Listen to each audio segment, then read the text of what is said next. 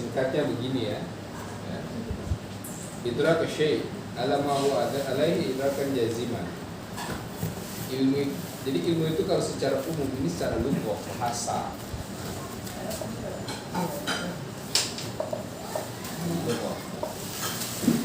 Secara bahasa ya. Ilmu itu pengetahuan atau ya pengetahuan asyai' terhadap sesuatu, apapun sesuatu itu. Nah ini makanya dia datang dalam bentuk al-ma'rifah. Sesuatu itu, apapun itu. Maka boleh kita katakan misalnya ini HP, oke?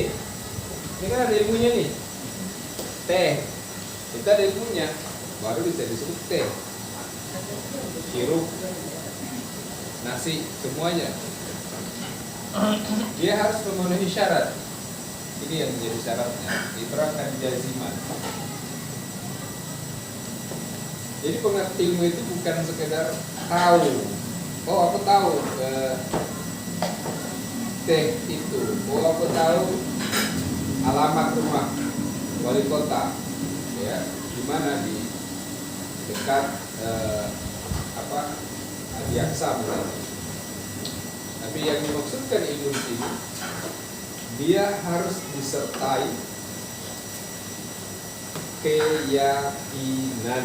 Nah, ya, ilmu itu dia disebut ilmu kalau disertai keyakinan.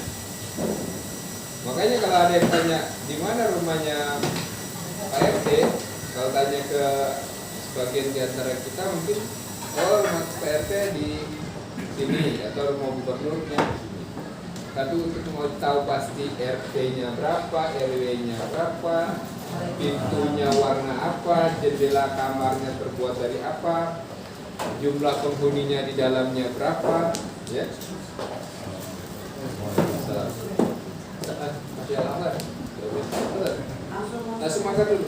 Makan dulu yang ambil. Mana tadi? Ya langsung ya.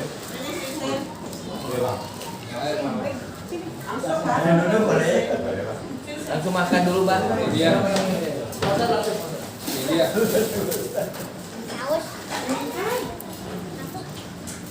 Ya langsung ya. Jadi yang makan.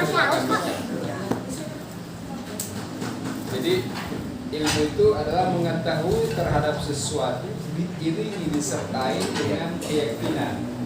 Gitu ya. Itu ilmu. Oke. Maka kenapa nanti di dalam Islam itu, nah ini kita boleh masuk nih ilmu di dalam Islam. Oke. Istilahan. Ini secara bahasa. Kalau secara syariat, kira-kira ada yang bisa kasih jawaban? Apa sih pengertian ilmu secara syariat? Ini kan ilmu nih, sesuatu atau mengetahui sesuatu dengan keyakinan atau kepastian. Nah kalau gitu menurut as-syariat ilmu itu apa? Ilmu itu adalah Sesuatu pengetahuan atau bila dipelajari bisa merubah hidup, bisa memberikan keyakinan masalah. baik, bagus. Ada lagi yang lain? Yang lain? Oke, kalau tidak ada kita langsung ya. Ilmu secara syariat Islam, ya. Berarti tolong diingat-ingat ya. Ma anzalallah illa rasul. Selesai. Ilmu itu apa yang Allah turunkan kepada Rasulullah, itu ilmu. Selesai kan?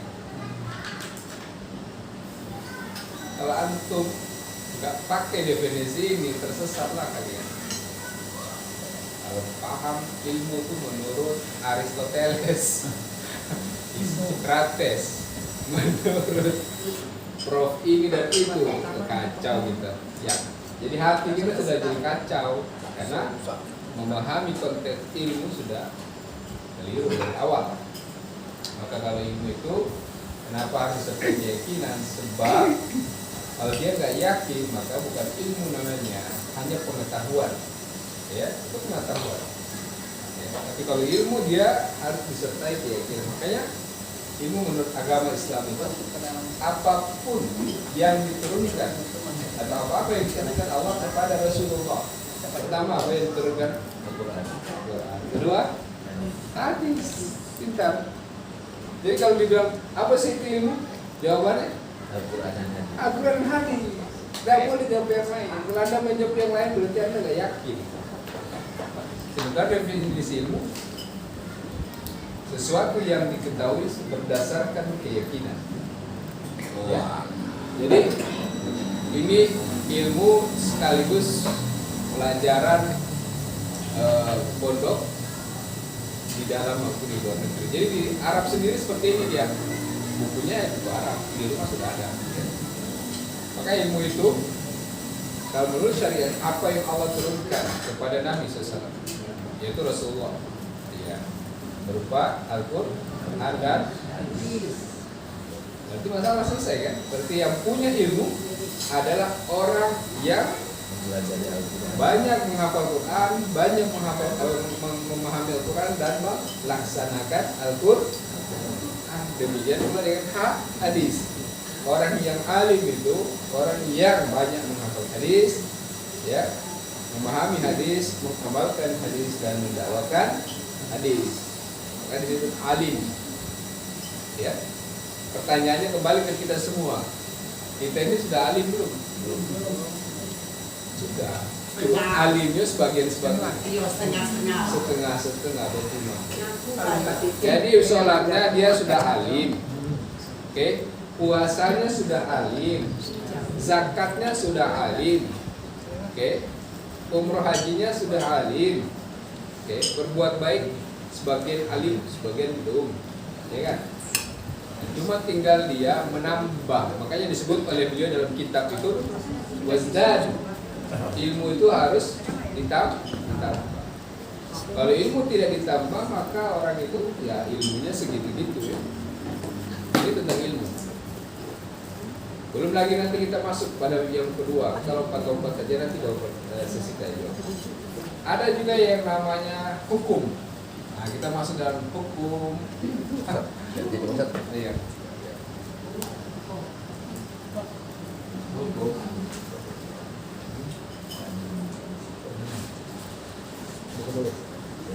Hukum mempelajari ilmu. Nah, teman-teman ya, saya begini supaya nggak salah paham. Kalau Anda menemukan satu kalimat ilmu di dalam Quran dan hadis, maka yang Anda atau yang dimaksudkan ilmu di situ apa? Ilmu apa? Hah? Kalau disebutkan Al-Quran itu kata ilmu atau hadis kata ilmu, berarti yang diinginkan di situ ilmu adalah ilmu agama. Nggak boleh bilang ilmu fisika, ilmu matematika, nggak boleh. Kenapa? Karena menurut Syekh Utsaimin ya, dan ulama yang lainnya, dulu Nabi SAW ketika ke Madinah hijrah, itu orang sudah ahli menyetek. Menyetek itu ahli berkebun, ya, sudah ahli ya dalam hal perkebunan. Sehingga Nabi bahkan ada yang bertanya, ya Rasulullah ajarkan saya bagaimana mengawinkan kurma, menyerbukan. Karena dia pakai keyakinan Nabi tahu segalanya. Apa yang terjadi? Semua orang panennya berhasil, cuma dia yang gagal. Kenapa bisa? Dia bertanya pada orang yang salah. Bertanya bukan ahlinya. Maka kemudian karena beliau ini menghargai Nabi, dia tidak mau kasih tahu, tapi sahabat yang lain kasih tahu, ya Rasulullah, sahabat ini gagal panennya. Kok bisa? Karena jadi ceritakan, dia melakukan penyerbukan dengan yang antum ajarkan. Maka turunlah hadis antum a'lamu bi umuri dunia ya. Kalian lebih paham tentang urusan agama atau urusan dunia kalian. Ya itu seperti itu ya. Nah, jadi bukan masalah ini tak. Ya kalau ada kata al-ilmu dalam Al-Quran, dalam hadis, maka semua kembali kepada ilmu agama. Makanya kata ayat A'udzubillahi minasyaitonirrajim. Yarfa'illahu alladziina aamanu minkum, ya. Di dalam Al-Qur'an kan ada itu.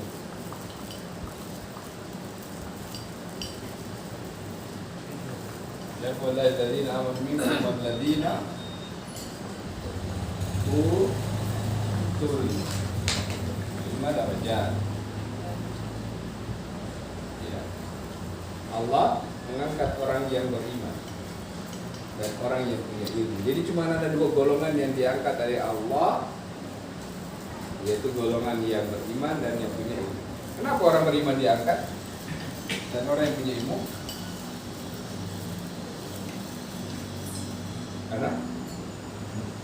Kenapa orang beriman diangkat lebih dulu dari orang yang berilmu? Karena orang beriman itu dia nggak mungkin beriman dengan benar kepada Allah kalau tidak dengan ilmu. Maka yang kalau berislam tanpa ilmu memang gak diangkat derajatnya karena dia gak benar ilmunya. Kalau ada yang tahun ini aku kayak gini aja ya, gak ada perubahan gitu. Ya ada yang salah, mungkin ilmunya belum pas. Yang dia pelajari mungkin belum yang dia butuhkan. Jadi orang yang beriman itu orang yang punya ilmu. Ilmu apa yang dia punya di sini? Hah? Ilmu agama yang bagaimana? Berdasarkan Quran dan hadis. Ini aman. Ini orang yang sudah beriman ini. Dia punya ilmu. Yang dulu aja Ustaz. Iya sedihnya tengok. Sudah lihat ya. Oh gitu. Orang yang beriman itu dia punya ilmu. Dalilnya tadi ya, ayatnya sudah kita hapus ya. Maka lawan dari ayat tadi, mafhum mukhalafahnya adalah orang yang berislam dengan perasaan dan persangkaan ikut-ikutan, hakikatnya dia bukan orang beriman. Jangan tutup Pak. Kan kita. Oke. Amanu al-ilmu. Ilmu apa yang dimiliki orang yang beriman? Nah, yang paling pertama ilmu apa? Agama yang gimana? Hah? Ilmu tauhid.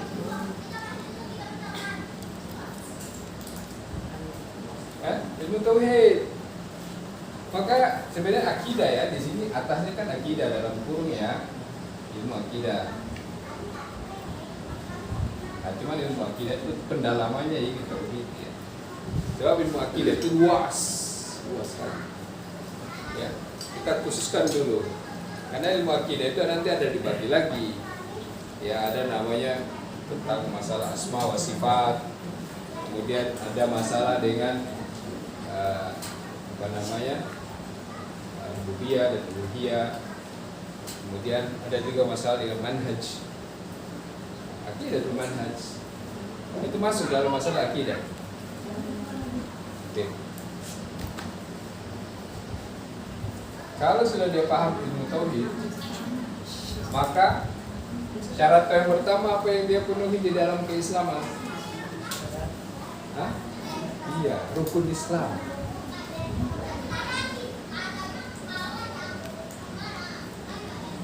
Rukun Islamnya, gitu ya. Jadi saya buat sistematik karena antum ini levelnya kan bukan lagi S1 S2. Jadi itu jelaskannya harus pakai bagan biar langsung oh iya. Ya, jadi kita sedang membahas Islam tapi dengan konsep yang lain. Ya pendekatannya kita rubah sedikit. Jadi untuk mendapat gelar beriman maka dia punya ilmu. Dan ilmu itu dia tidak boleh lepas dari rukun Islam. Makanya kenapa di sini ulama menyebutkan ilmu yang paling tertinggi, teragung, termulia ya ilmu ini. Yang paling afdol ilmu. Akramuha, a'zamuha. Semuanya yang paling mulia, yang paling agung, yang paling utama itu ya ini akidah. Kenapa ini? Karena dia kembali ke sini rukun Islam yaitu asyhadatain kan? Kan dua kalimat syahadat kan? Itu yang kenapa orang di luar sana dari dulu ucap awak paham ilmu akidah. Pahamnya apa? Asyhadu an la selesai dia. Belum, cuma segitu. Dia memang akidah cuma segini, asal dia ucapkan, oh ini pemahaman ini Abu Jahal lebih hebat dari Anda. Kalau ada pemahamannya cuma seperti itu, Abu Jahal, Abu Lahab itu lebih pintar dari Anda. Kenapa? Makanya dia nggak mengucapkan dua kalimat syahadat karena dia tahu maknanya. Pas ada aku lebih hebat, nggak bisa. Saking hebatnya Abu Jahal itu dia nggak mengucapkan. Kalau dia ucapkan, maka tidak boleh lagi di Arab itu ada yang disembah, dan tidak boleh lagi di Arab ada yang diikuti selain dari Muhammad. Kayak dia tidak mengucapkan. Ya, itu kaitannya dengan ilmu. Jadi kalau sampai di sini tinggal dihitung aja. Berarti umur saya selama ini saya habiskan untuk belajar ilmu apa? Kan Anda yang tahu. Ya. Emang itu ya. Nah, ilmu manajemen ojek di pelajari. Ya. Nggak bisa. Atau ilmu tentang marketing penjualan. Atau ilmu tentang manajemen sekolah, parkiran, atau Mas Budi, ilmu tentang teknik arsitektur.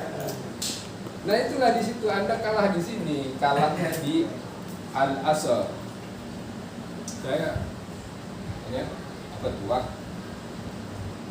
waktu. Nah ini yang membuat orang cilaka. Kata Dasatul Latif, cilaka. Ini dia. Anda makanya manajemen waktu itu harus Anda yang pintar. Nomor 1 rankingnya, jangan nomor 3. Yang lain boleh ranking kesekian, tapi manajemen waktu dalam hal ini dengan tujuan untuk ini nanti akhirnya kan ini. Apa ini?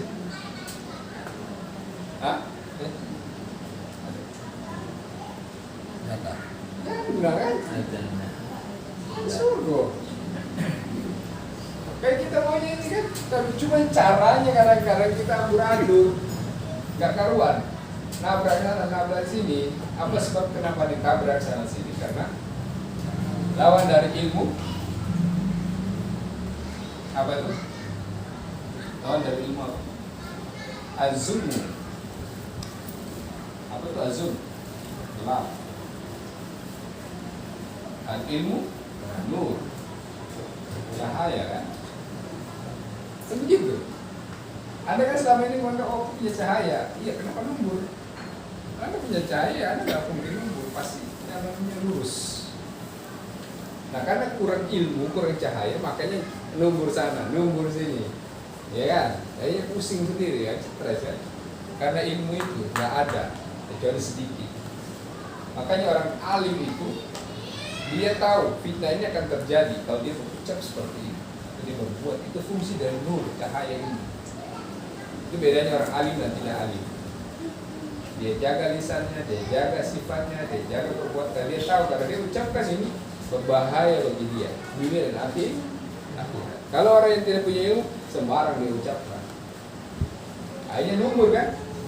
Akhirnya menyesal. Jadi konteksnya gitu ya. Mau mencapai derajat yang tertinggi ini, cita-cita kita semua, harapan kita masuk surga. Maka ada ada nama syurut, syarat, syarat-syarat. Betul tidak? Iya. Surga itu punya syarat. Oke, yang nggak ada syaratnya apa?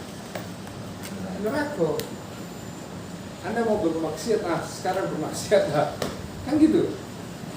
Tapi orang beriman dia nggak boleh. Kenapa? Kalau dia bermaksiat maka dia akan tabrakan, dia akan langgar syaratnya.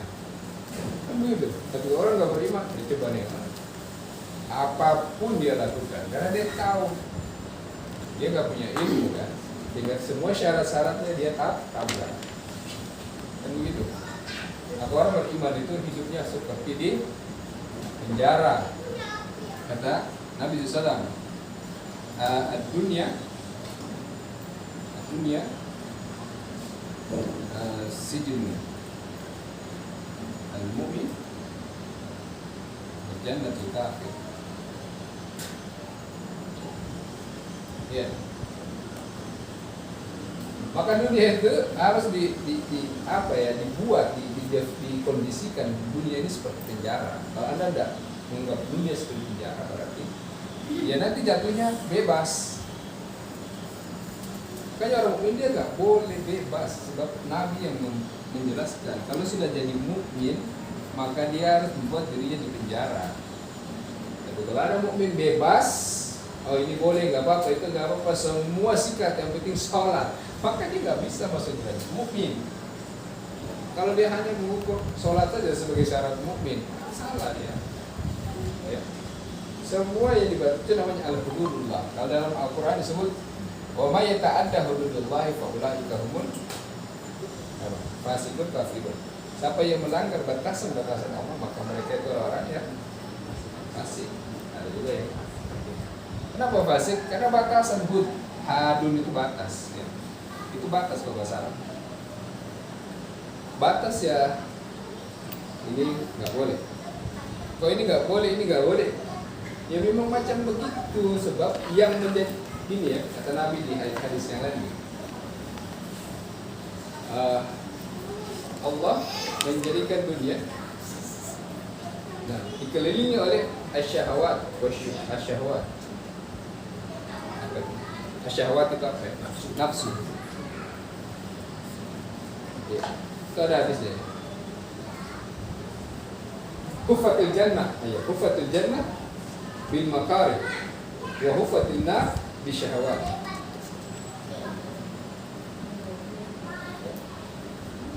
Kufa itu dikelilingi ya. Ini tempat-tempat apa?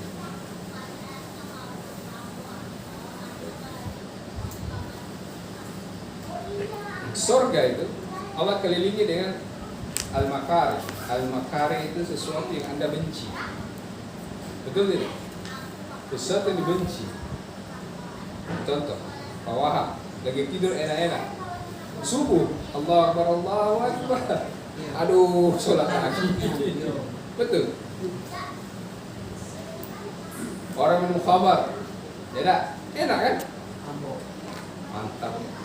Boleh kalau ceweknya, waduh. Tapi kalau orang beriman, aduh, ya tahan dirinya. Oke? Dengan hal-hal yang Allah benci, itu namanya al-makar. Hal yang Allah benci. Memang kehidupannya dikelilingi dengan itu. Kenapa demikian? Karena Nabi sebutkan setelahnya wa hufatil anar bisyahawat. Bab neraka itu Allah ciptakan dikelilingi di dunia itu dengan syahwat. Syahwat itu hawa nafsu. Oh ini apa boleh? Boleh semua boleh.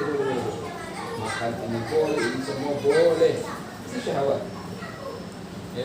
Kenapa seperti itu? Karena kata ulama yang menjelaskan hadis itu, sebab Anda nanti kalau sudah masuk surga, maka dia akan menjadi kebalikan. Semuanya boleh, tidak ada lagi yang dilarang oleh Allah. Demikian pula neraka. Ya. Semuanya dilarang. Ya. Yes. Itu konsekuensi kalau mau menjadi ahli surga, ya dia harus dilarang. Dia melarang dirinya. Dia harus tutup dirinya dengan ukuran batasan-batasan Allah. Sebab apa? Karena dia punya keinginan nanti kalau di surga nggak ada lagi yang membatasi diri. Kan begitu. Karena hadis ya disyarah oleh ulama. Tapi kalau dia nggak mau dibatasi, ya nanti dia konsekuensinya bisa terhambat masuk ke surga, bahkan mungkin disiksa dulu di neraka atau bahkan mungkin tidak masuk surga. Wallahu a'lam. Itu tentang hukum ya, hukumnya wajib. Ya. Fardu ain. Makanya kenapa menurut ilmu agama kata Nabi dalam hadis Tirmizi, Allah beri farido. Aku masjid. Menurut ilmu agama itu wajib bagi setiap laki-laki, perempuan dan laki-laki maupun perempuan. Kenapa menjadi fardu ain? Karena sebenarnya ini yang diinginkan Allah. Kita bisa masuk surga dengan mudah. Cuma kadang-kadang kita dewe yang bikin diri kita susah. Begitu. bikin inilah itu, akhirnya kan ditahan. Ya udah ngapain mau masuk surga dulu ekspres, nggak bakalan. Kenapa? Karena kita sudah membuat dan menunggu syarat ini. Kan gitu ya. Kan syarat yang buat Allah. Kenapa Allah yang buat syarat? Karena surga Allah. Bukan surga Wahab. Oke. Bukan surga Muhammadiyah, bukan surga NU. Nggak boleh NU yang menetapkan syarat standar, apalagi Muhammadiyah. Nggak ada urusan. Ya? Karena surga itu bukan milik ormas. Itu sampaikan ke teman-teman. Berorganisasi itu nggak boleh menetapkan syarat masuk surga, berbahaya ya. Itu yang tersesat dan fanatik. Akibatnya dia menganggap bahwa ormas itu adalah jaminan masuk surga. Tinggal menyebutkan nama kiainya itu lebih berbahaya. Menyebutkan nama Habibnya ada disebutkan dalam Quran. Yang disebutkan cuma orang beriman. Nah, orang beriman itu terakhir adalah orang yang disu imanah bizulmi, orang yang tidak mencampurkan hatinya, niatnya dengan kesyirikan, syirik besar maupun syirik. Allahu ta'ala alam bissawab. Ya, monggo ibu-ibu. Saya kira itu dulu. Nanti kita lanjutkan tanya jawab, diskusi. Tafadhol, silakan.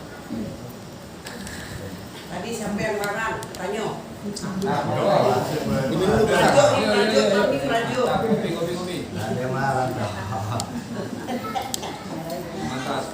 Pertanyaannya ditumpuk, baik satu-satu dulu. Nanti Pak Ustadz jawabnya satu-satu. Jadi jangan langsung satu dijawab, malah Pak tak selesai kayak kemarin.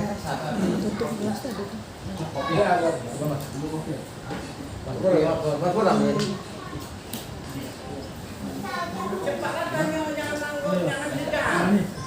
Baca.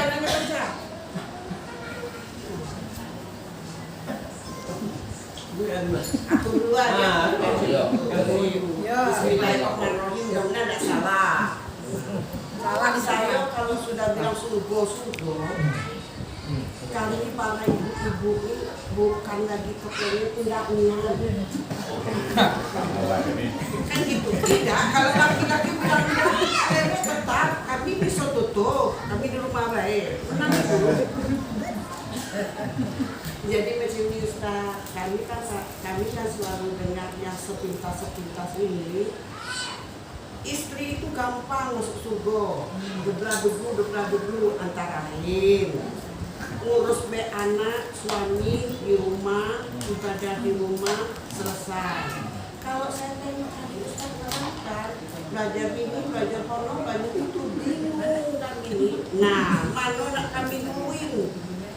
Ngurus anak suami atau ilmu yang kami dapat seperti kayak gini kan harus keluar. Nah, stop kan orangnya lagi kau. Langsung ya.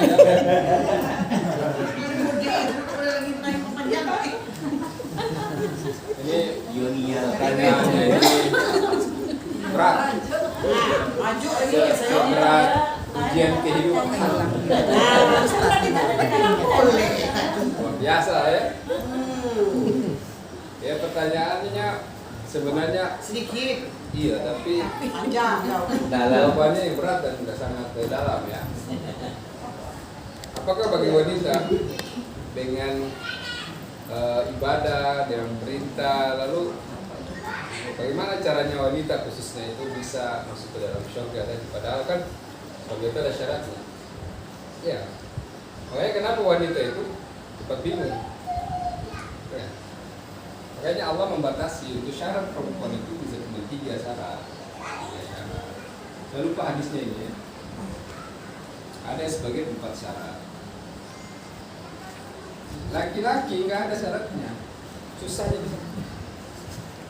Wanita dibatasi, ya. Wanita dibatasi. Sekarang antara yang ada syarat dan tidak ada syarat mana yang lebih mudah? Yang ada syarat. Anda penuhi syarat ini, selesai. Kita laki-laki bingung. Kenapa? Karena istri kita pun kalau dia berdosa, berbuat salah, kita yang kena tanggung jawab. saking beratnya nih. Anak berbuat, kita bapaknya yang kena. Oke? saudara kita, kakak, adik kita yang bisa kena. Bayangkan laki-laki saking beratnya dia tanggung jawab, makanya dia nggak dikasih syarat. Bahaya kan? Iya bahaya jadi laki-laki. Makanya kalau jadi perempuan harusnya dia bersyukur bahwa sebagian dosanya itu sudah dikasih ke suaminya. Dan suaminya kebaikan apa yang lebih besar daripada itu? Menanggung dosa istrinya, nggak bisa diganti. Ya, istri nggak bisa ganti dosa yang diberikan kepada suami. Coba kasihan tidak suami? Makanya suami itu dia diam-diam aja. Padahal empat maksudnya.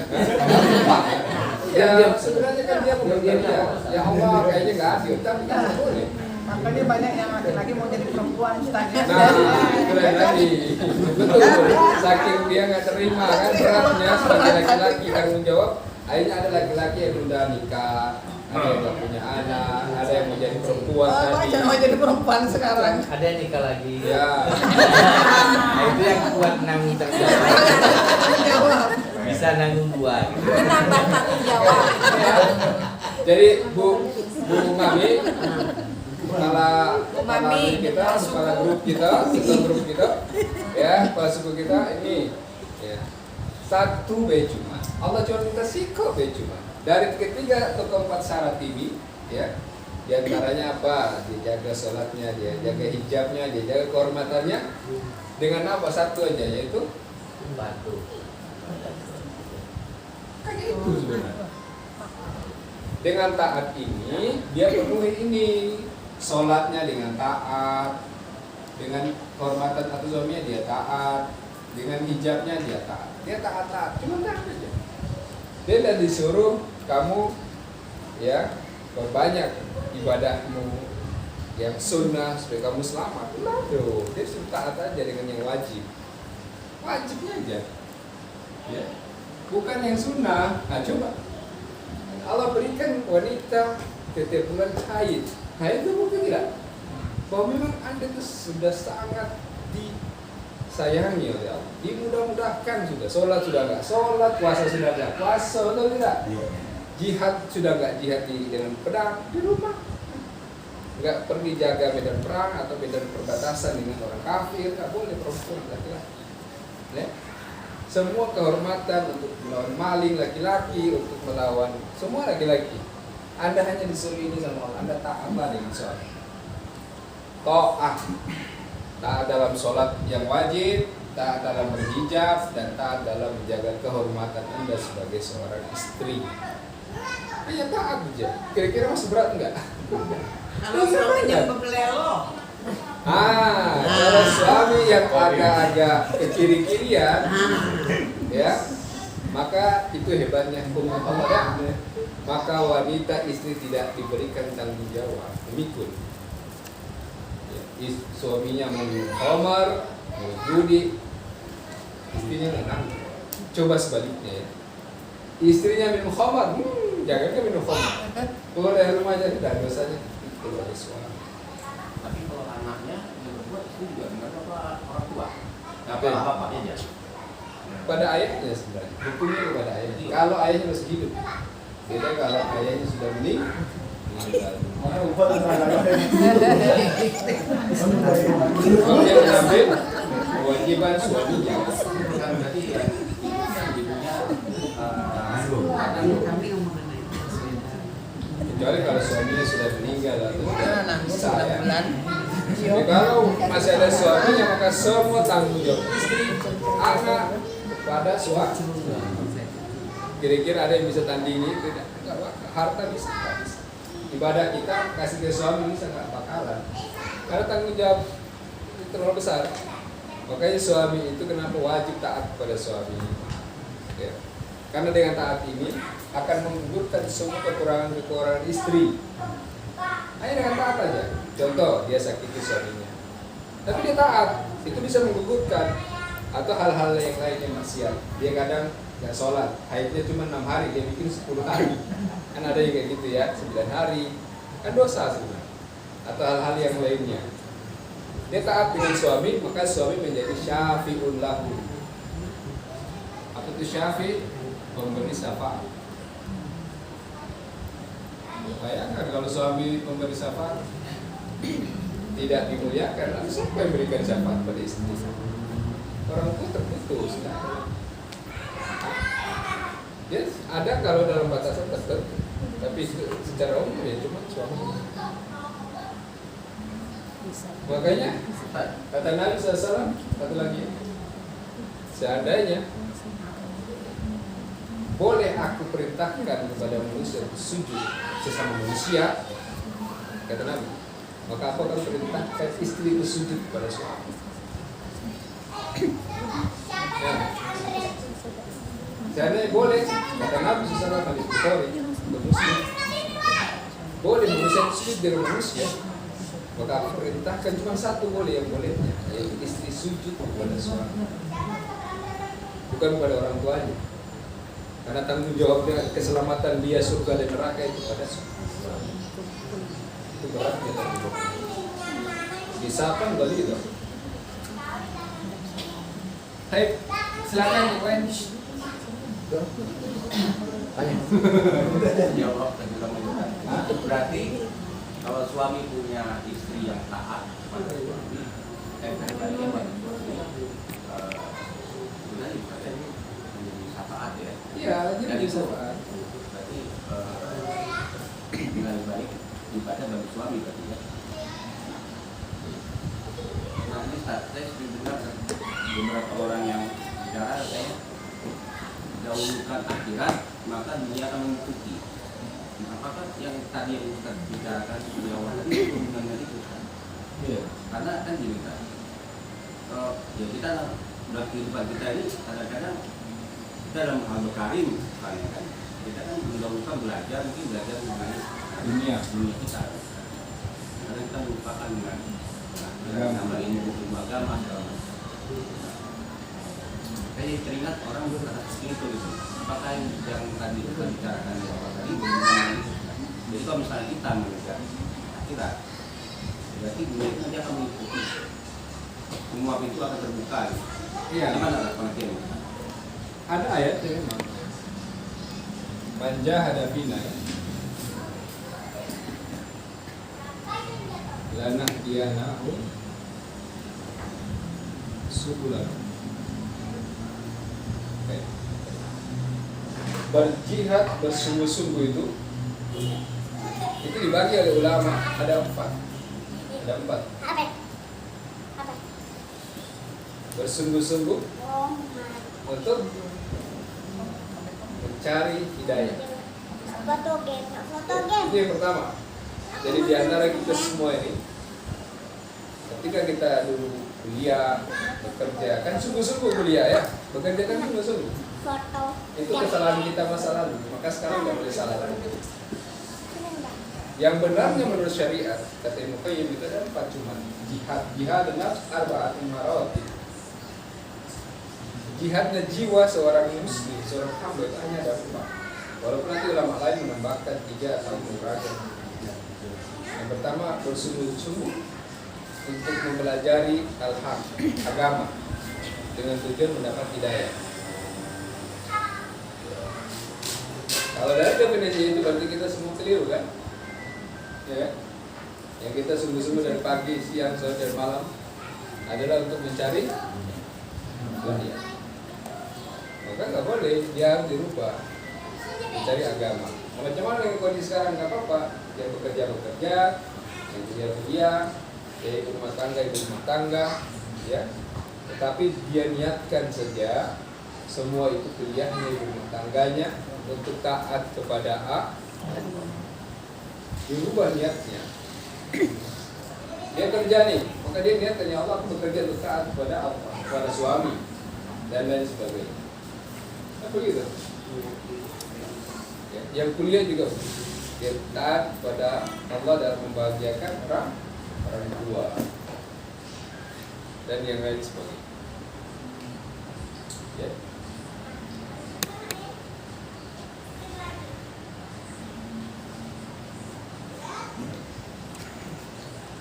Saya pernah belajar juga tentang tanggung jawabnya orang itu tidak di dunia aja. Kalau saya bilang tadi kalau sudah menikah orang tuanya dilahirkan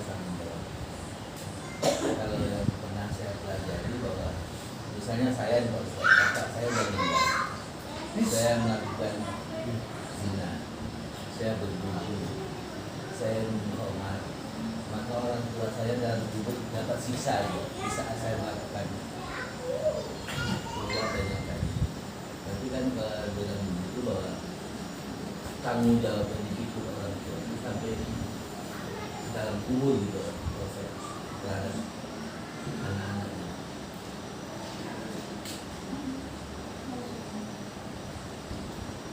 Apa betul?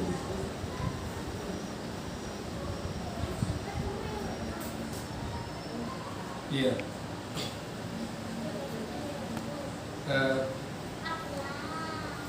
Terkait dengan dosa ya,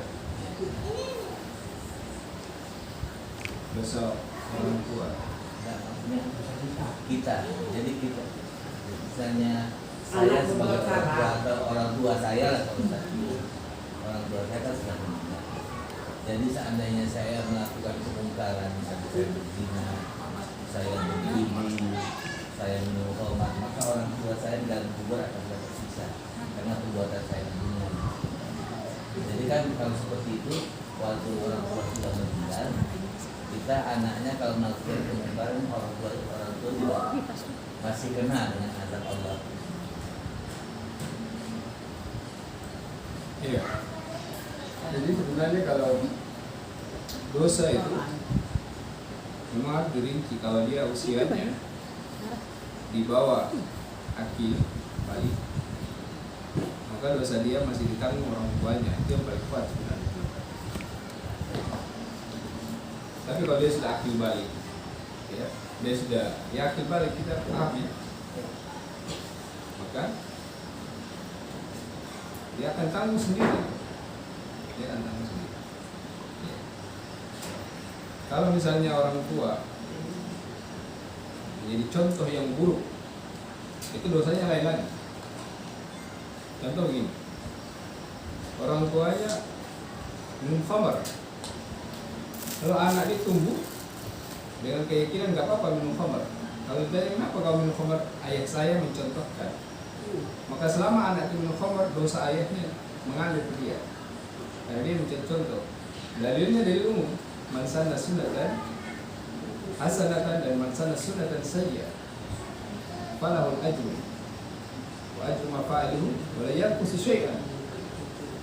Siapa yang melakukan satu saja amal petunjuk jalan kebaikan kalau diikuti oleh orang lain, maka orang yang menjadi contoh kebaikan akan mendapat pahala orang yang mengerjakan, orang yang mengikuti dirinya tanpa mengurangi sedikit pun pahala orang yang melakukan kebaikan. Demikian pula kejelekan, dia menjadi contoh. Oh ternyata ini boleh. Lalu orang lain mengikuti itu.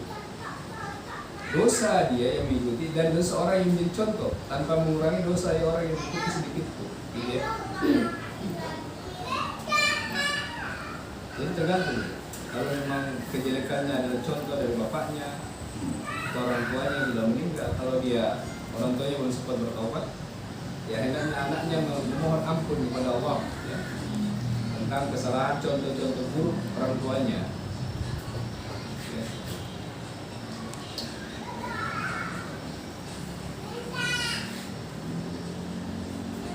Yuk, ibu-ibu baru Aku udah puas nak jawab. Artinya saya udah puas jawabannya. Jadi dalam arti begini, tidak seharusnya dosa anak itu terkecuali yang sudah sebelum akil balik itu tanggungan orang tua kalau orang tuanya sudah meninggal. Kalau sudah dewasa tanggung dari dewek itu maksudnya. Akil balik. Ya sudah dirasa jadi tanggung dari dewek. Walaupun itu penyakit turunan, kata Ustaz tadi, misalnya dia kamar dan sebagainya. Iya. Terus itu Kalau misalnya contohnya, kalau misalnya dia dapat contoh dari orang lain, kan kita rincikan juga. Dia dapat contoh dari lingkungannya, bukan orang tuanya. Maka orang yang teman lingkungannya, tetangganya yang menjadi contoh yang mengajak dia, kita berdosa dia sampai dia bertobat. Orang itu bertobat dari khamar, judi, walaupun orang yang mengikuti dia belum berhenti berjudi misalnya, ya urusannya dengan Allah. Yang jelas orang yang mencontoh kan sudah bertobat, gitu ya. Nah, kalau misalnya anak kita kalau berbuat kezaliman, anak kita berbuat kezaliman, kemudian kezaliman itu dinisbatkan kepada siapa?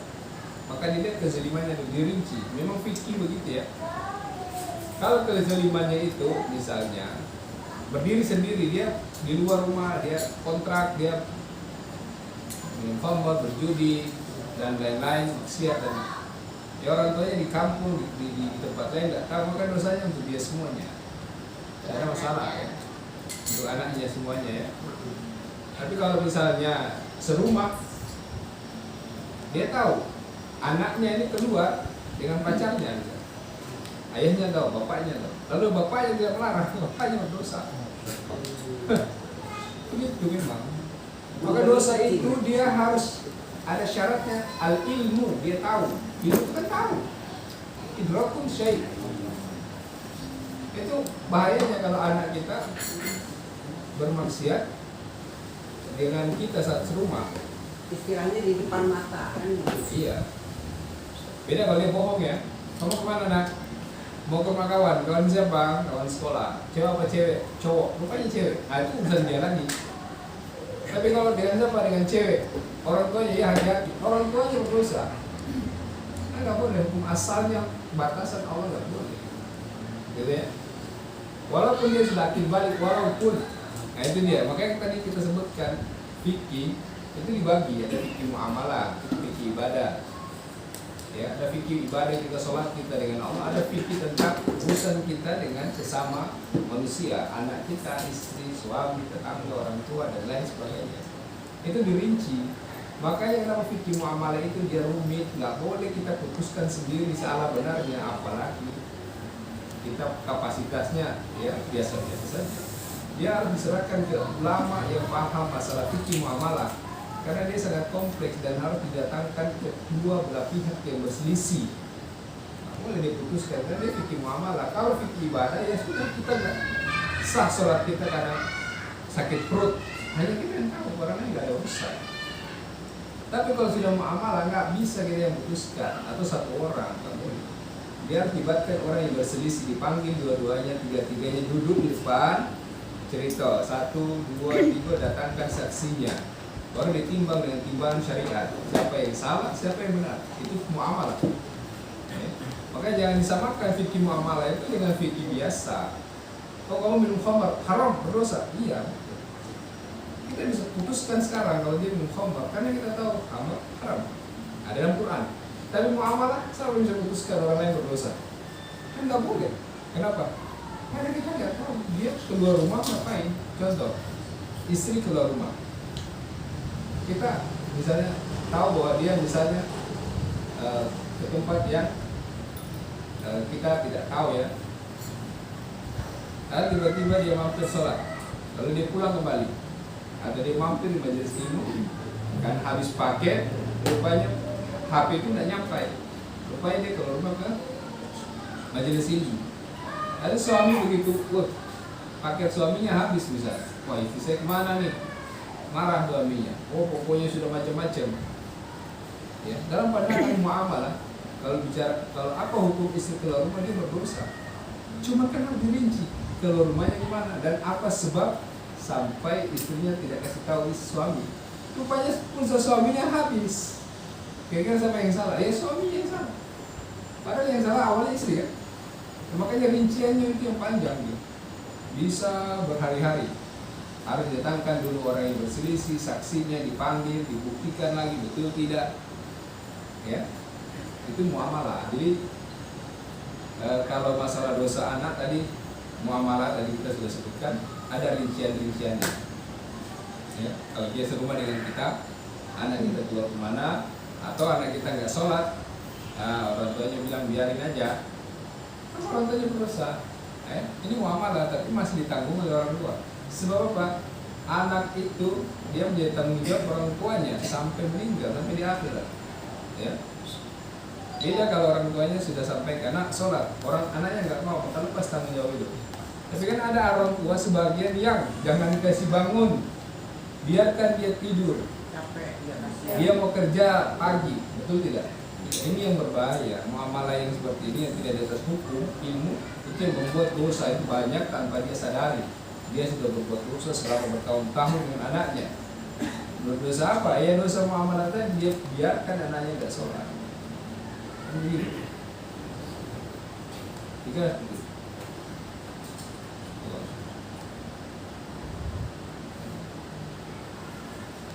Ayo tanya, kalau jeda sih. Tanya. Malu ya? Malu dia. Ayo. Nyambung tidak. Nah, boleh sama-sama. Tadi kau tuh ngomongnya kuat dikit nih. Ah, kenapa enggak? Dalam fikih kita itu dalam segala sesuatu mencari hidayah. Jadi mencari hidayah ini Ya, Pak. Nanti Pak. kan gampang, nggak semudah-mudah itu. Iya. Jadi bagaimana cara kita bisa sampai gitu, bisa kita misalnya kita ingin apa, kita mendapatkan hidayah itu. Macam mana caranya, gimana jalannya gitu, supaya hidayah itu bisa kita dapat. Iya. Jalan hidayah itu kata Nabi SAW,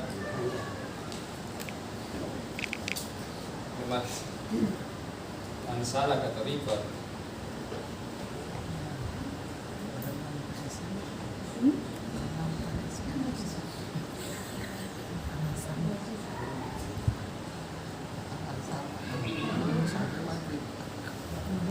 Subhanallah.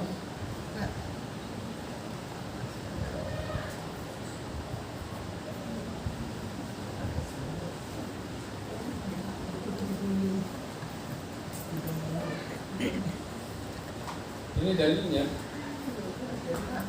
ini hadisnya, dan itu ada di kitab yang sama pembahasan tentang ini. Bagaimana caranya kita untuk mendapatkan hidayah Ustaz? Macam mana kita untuk istiqomah? Macam mana kita bisa khusyuk? Macam mana kita bisa sabar? Macam mana? Gak ada jalan lain, gak boleh cari jalan lain. Oh, aku perbanyak zikir ya. Oh, aku perbanyak puasa ya. Gak bakalan. Karena itu bukan sunnah Nabi. Yang jadi sunnah Nabi cuma ini. Belajar agama. Ini hadisnya.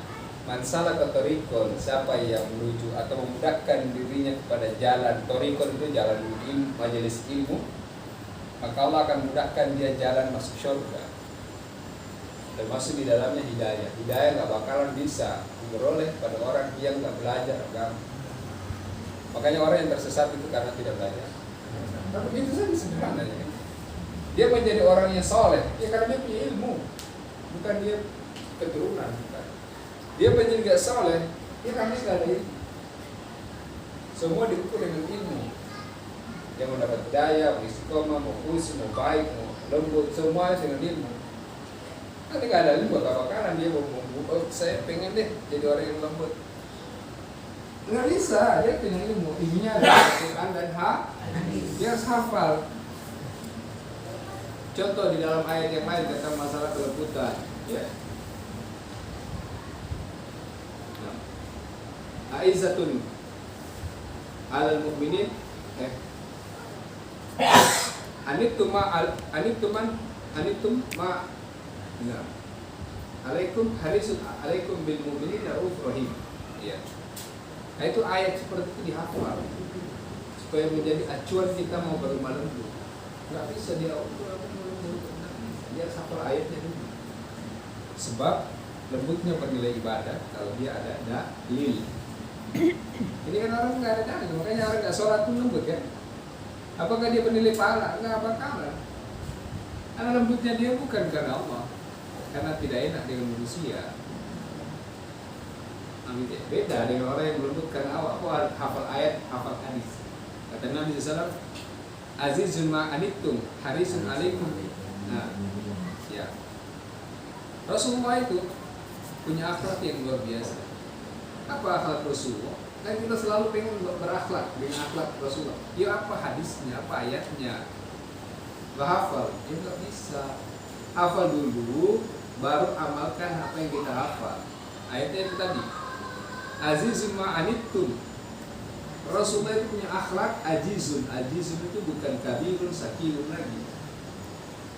Azizun itu sangat agung, sangat besar, di atasnya lagi, di atas besarnya. Betul-betul sangat berat memikirkan tentang saudaranya. Bisa seperti itu. Kita ini kan yang ada memikirkan tentang diri sendiri. Lalu kita bilang kata kita ini berakhlak Rasulullah, nggak bisa. Lihat ayatnya, baru amalkan. Dia Rasulullah itu hidup, sebelum diangkat menjadi nabi itu sudah mulai berpikir tentang kaumnya, tentang umatnya. Makanya beliau di gua bertahanus, berpikir tentang kaumnya yang menyembah berhala, ini bahaya ini. Kalau mereka menyembah berhala ini bahaya, mereka bisa masuk neraka ya ini. Setiap hari mikirkan kaumnya, mikirkan orang lain. Maka hidup ini harus begitu. Anda nggak boleh hidup mikirin diri sendiri, ya, kelompok sendiri. Nggak akan boleh. Ini sih sunnah, ini syariat. Dia harus mikir tentang kaum muslimin, kaum mukminin, orang lain yang dia pikir saudaranya yang seiman, ya. Dan itu akhlak Rasulullah disebutkan dalam Al-Quran. Sangat berat Rasulullah itu memikirkan saudaranya, apa yang menimpa saudaranya, kaumnya, temannya, semuanya dia pikir. Istrinya, suaminya, orang tuanya dipikir terus. Apa yang disebab mereka ini berat, susahnya di mana, apa masalahnya dia ini. Memang begitu akhlak Rasulullah. Harisun alaikum. Dan Rasulullah itu punya sifat yang kedua, sangat bersemangat untuk memberikan kebaikan. Itu yang paling pertama, bukan memberikan harta. Ini jangan salah paham. Memberikan kebaikan, dan kebaikan adalah ilmu. Ya, ilmu. Semua diukur dengan ilmu. Jadi kebaikan itu bukanlah bilangan harta. Kebaikan itu ilmu agama. Cari aja begitu, ya. Nah, yang ilmu agama lah, orang itu bisa tenang hatinya, terarah kehidupannya, harapannya jelas, takutnya, semuanya jelas, ya. Oke. Ustaz, ada hadis yang Sedikit lagi. Oh belum. Oke. Bil mukminin rauf rahim. Kirain oke-nya udah. Dan yang ketiga, ini kalau di ayat ini ya, bil mukminin rauf rahim. Rasulullah punya sifat yang mulia, dengan orang beriman itu sangat lembut. Dengan orang beriman sangat lembut. Gitu ya. Ya. Ada hadis yang mengatakan bahwa belajarlah sampai ke negeri Cina, gitu kan Ustaz. Apa benar itu hadisnya? Tapi kok ke negeri Cina? Sementara kita tahu sekarang lihatlah seperti apa penjajahan Cina terhadap kita. Itu seperti apa Ustaz? Ya, hadisnya itu hadis palsu ya. Hadisnya hadis palsu. Kenapa hadis palsu? Yang pertama, hadis itu bisa kita belajar kalau ingin takhrij hadis itu. Hadis itu dia menjadi palsu. Pertama, dia bertentangan dengan Al-Quran. Yang kedua, dia bertentangan dengan hadis. Okay. Yang ketiga, dia bertentangan dengan hadis yang lainnya, yang semisal. Contoh, kenapa dia palsu? Yang pertama, di zaman Rasulullah SAW itu tidak ada satu keterangan pun bahwa sahabat itu sudah sampai ke Cina. Itu palsunya di sini. Zaman sahabat itu sampai ke Cina. Palsunya di situ salah satu. Jadi yang kedua, kata ulama, di Cina itu negeri yang penuh dengan kesyirikan, bertentangan dengan Al-Quran.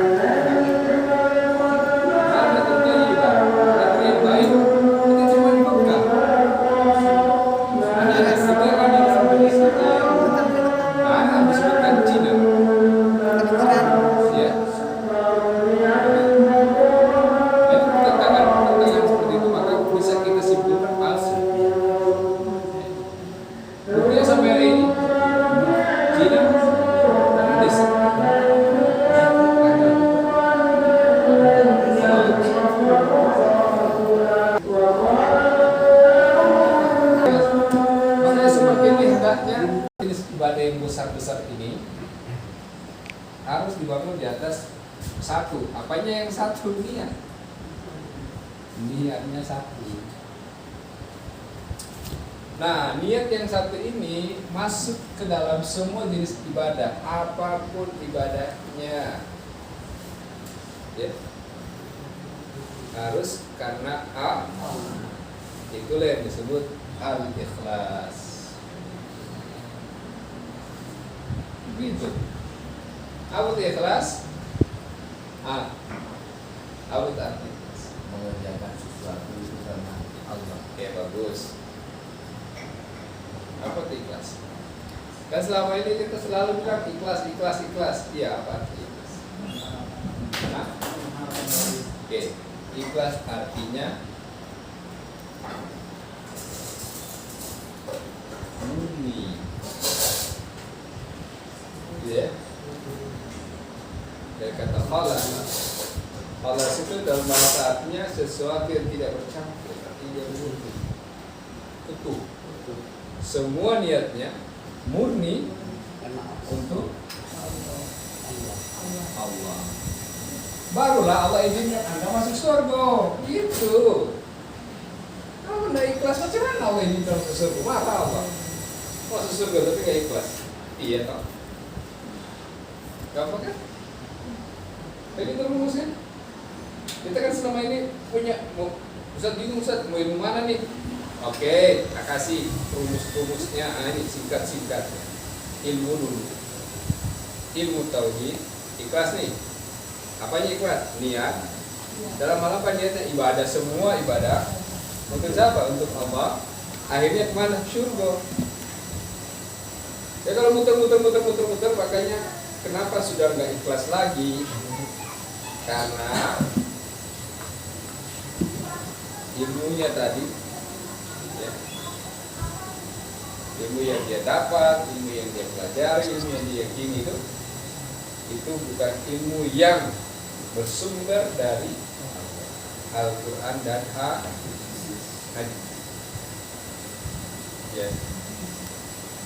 Jadi kalau cara kita cerdas, cara mudah untuk memahami sih sebenarnya bagaimana sih kita ini bisa selamat, kan gitu ya. Apa itu selamat? Islam itu kan selamat, kan begitu. Kita beragama tujuannya untuk selamat. Apa gunanya Anda tidak selamat? Apa gunanya agama tapi nggak membuat Anda selamat? Kan rugi. Betul tidak? Makanya kan tidak boleh Anda merasa, aku nggak usah belajar lagi, aku sudah paham dari dulu, aku di rumah aja. Ya, orang yang belajar aja belum tentu selamat, apalagi yang di rumah. Kita jangan buat agama itu menurut kemauan pemahaman kita, nggak begitu. Ya. Makanya jihad itu ada dua, dengan pedang dan dengan ilmu. Nah, orang keluar rumah belajar agama, dia sedang berjihad. Kalau di rumah apakah dia jihad? Oh, cuma duduk aja jihad. Nah, itu dia dapat pahala ibadah, iya, tapi bukan jihad. Kan dia nonton di rumah. Iya sama, ini bukan jihad juga. Itu Anda hanya belajar agama, tapi untuk masuk dalam makna jihad belum masuk karena dia itu ada syaratnya. Syaratnya itu jahada, sungguh-sungguh. Dan jahada sungguh-sungguh itu bukan menurut kita, menurut Rasulullah. Yaitu apa? Dia bertemu gurunya. Iya. Dia ke majelis ilmu gurunya, dia datangi gurunya, rumahnya, majelis ilmunya, jadwal kajiannya dia datangi. Itu yang mujahadah. Sekali di rumah itu bid'ah, nah ada tuntunan. Dia belajar agama, tapi bukan itu maksud berjihad. Ya, berjihad itu Anda keluar rumah, Anda cari majelis ilmu, Anda belajar, Anda hafal, ada kitabnya, ada syarat-syaratnya, itu baru disebut jihad. Sebenarnya akan mungkin sama ya antara orang yang berjihad dengan yang tidak berjihad. Jadi ada gambaran ya? Gampang kan? Memang kan kalau ibadah itu kan kita kadang terkait dengan yang 5 tadi. Sholat, puasa, zakat, Ya. haji atau berbuat baik, ibadah seperti itu. Tapi kalau itu hal-hal yang kebutuhan sehari-hari, misalnya berusaha, terus Yang Kerja. sekolah ya, kalau sekolah yang bekerja ya bekerja. Oke. Itu bisa nggak kita golongkan sebagai ibadah? Iya. Makanya kan jihadnya itu seorang suami istri itu dirinci. Kalau jihad seorang suami, dia nggak dinilai dengan harta, tidak, tapi dengan usaha. Gitu ya. Nah, ada dalilnya itu jihad. Kalau besar penghasilannya dia jihad. Kalau cuma tukang parkir bukan jihad, atau cuma tukang gorengan nggak salah. Seorang suami, seorang laki-laki dia keluar rumah untuk menafkahi istrinya, walaupun apapun yang dihasilkan dari itu jihad namanya. Ya. Apapun itu dia jihad. Nah, maka tinggal dia niatkan saja. Dia keluar untuk apa? Menafkahi anak, istri, atau yang lain, orang tuanya ya. Tapi kalau dia keluar rumah tidak ada niat seperti itu, dia jatuhnya mubah. Mubah yang tidak dinilai oleh Allah. Yang dinilai oleh Allah kalau ikhlas, kan gitu. Makanya disebut muwahhid. Muwahhid itu orang yang ahli tauhid. Kan gitu.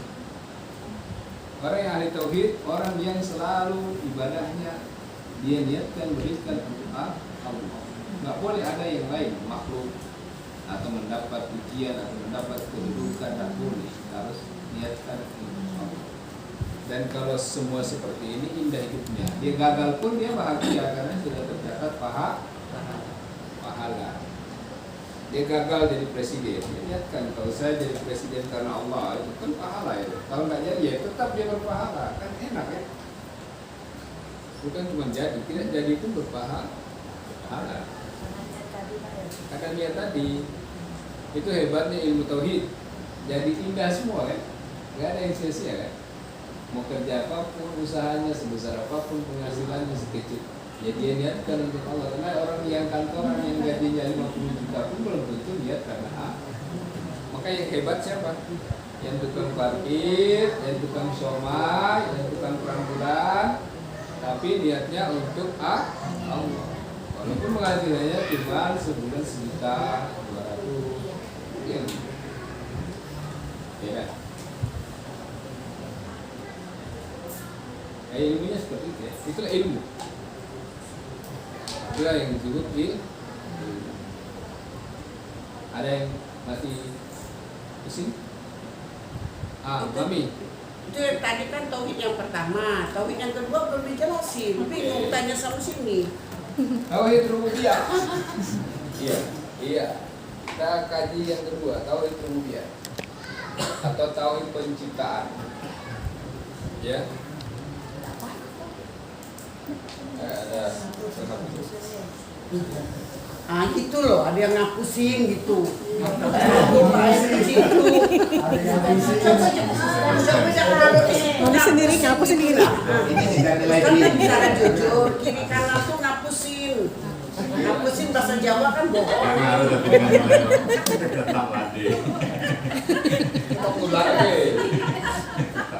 Tauhid rububiyah atau tauhid penciptaan.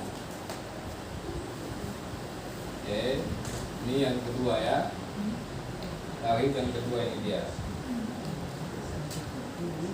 Yang kedua, tadi yang pertama. Sekarang kita pindah ke tauhid yang kedua, rububiyah, penciptaan. Sekarang saya tanya,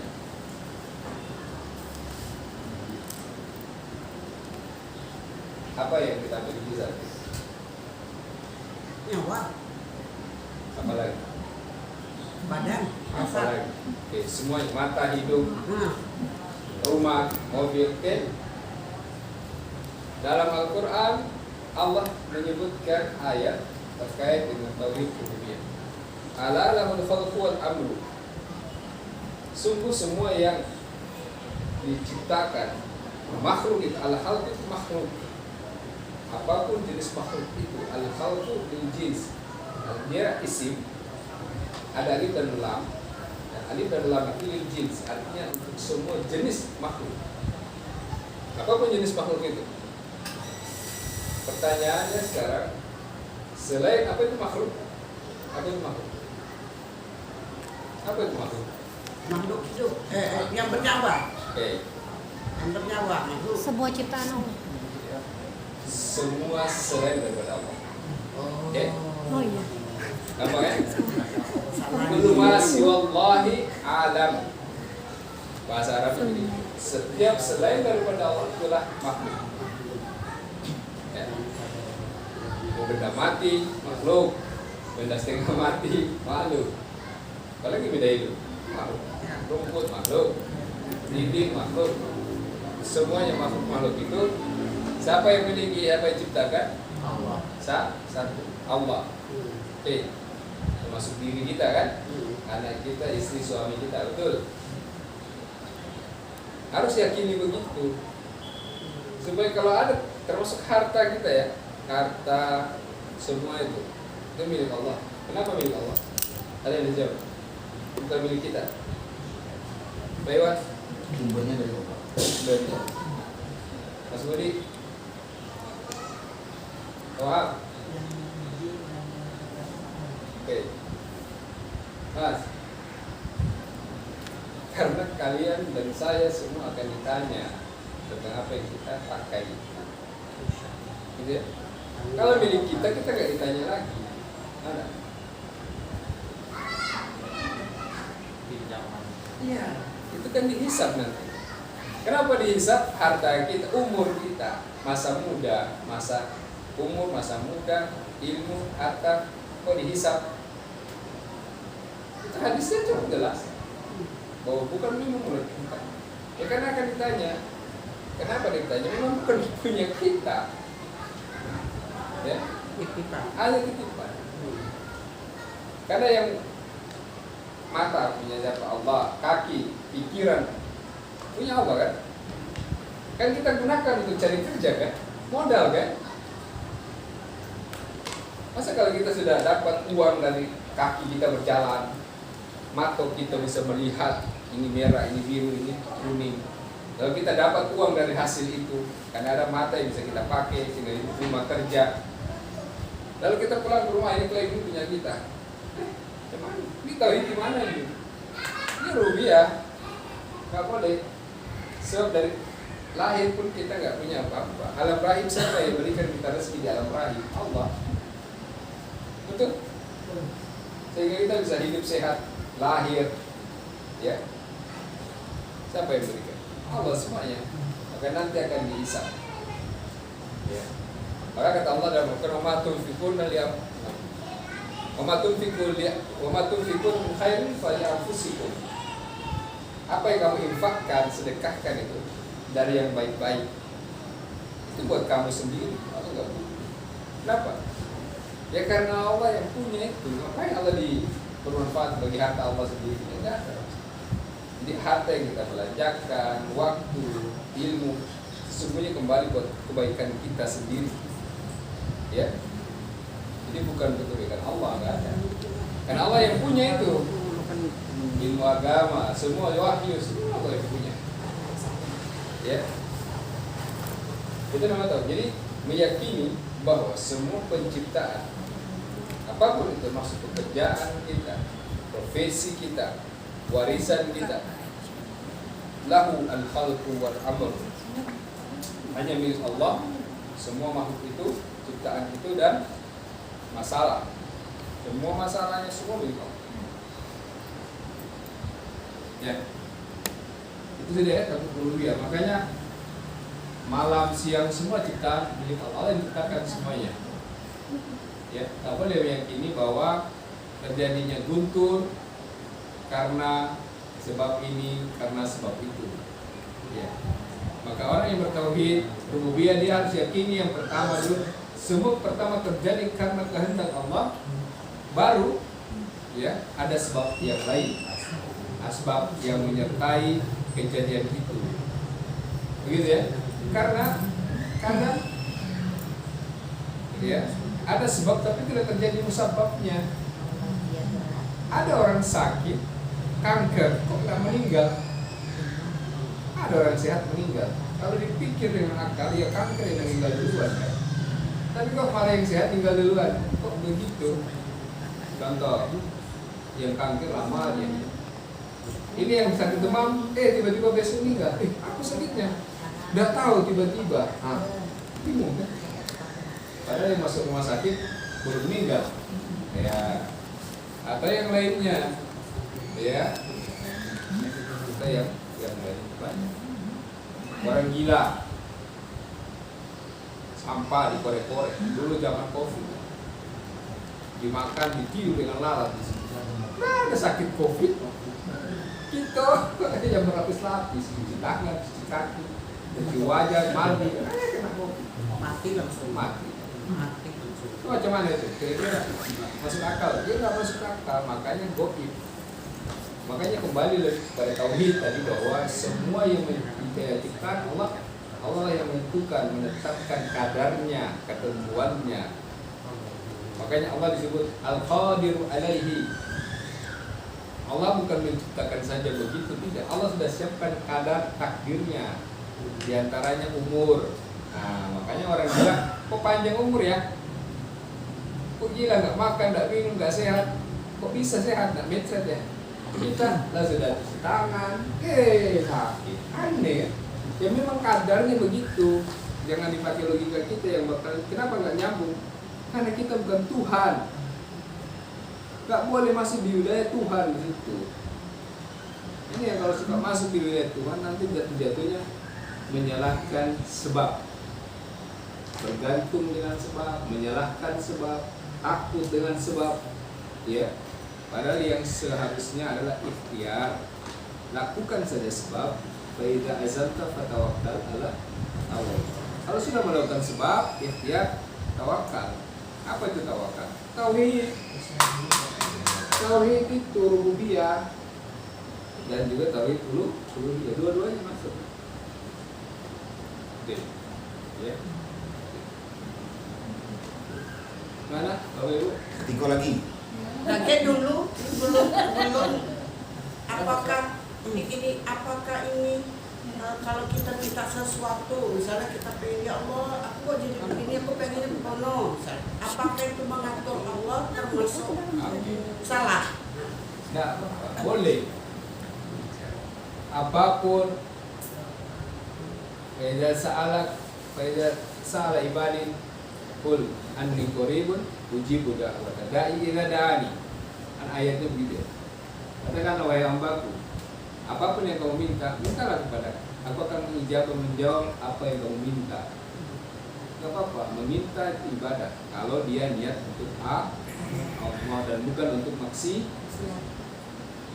Dia minta, ya Allah aku pengen jadi TNI, Polri, dokter, pegawai, pejabat.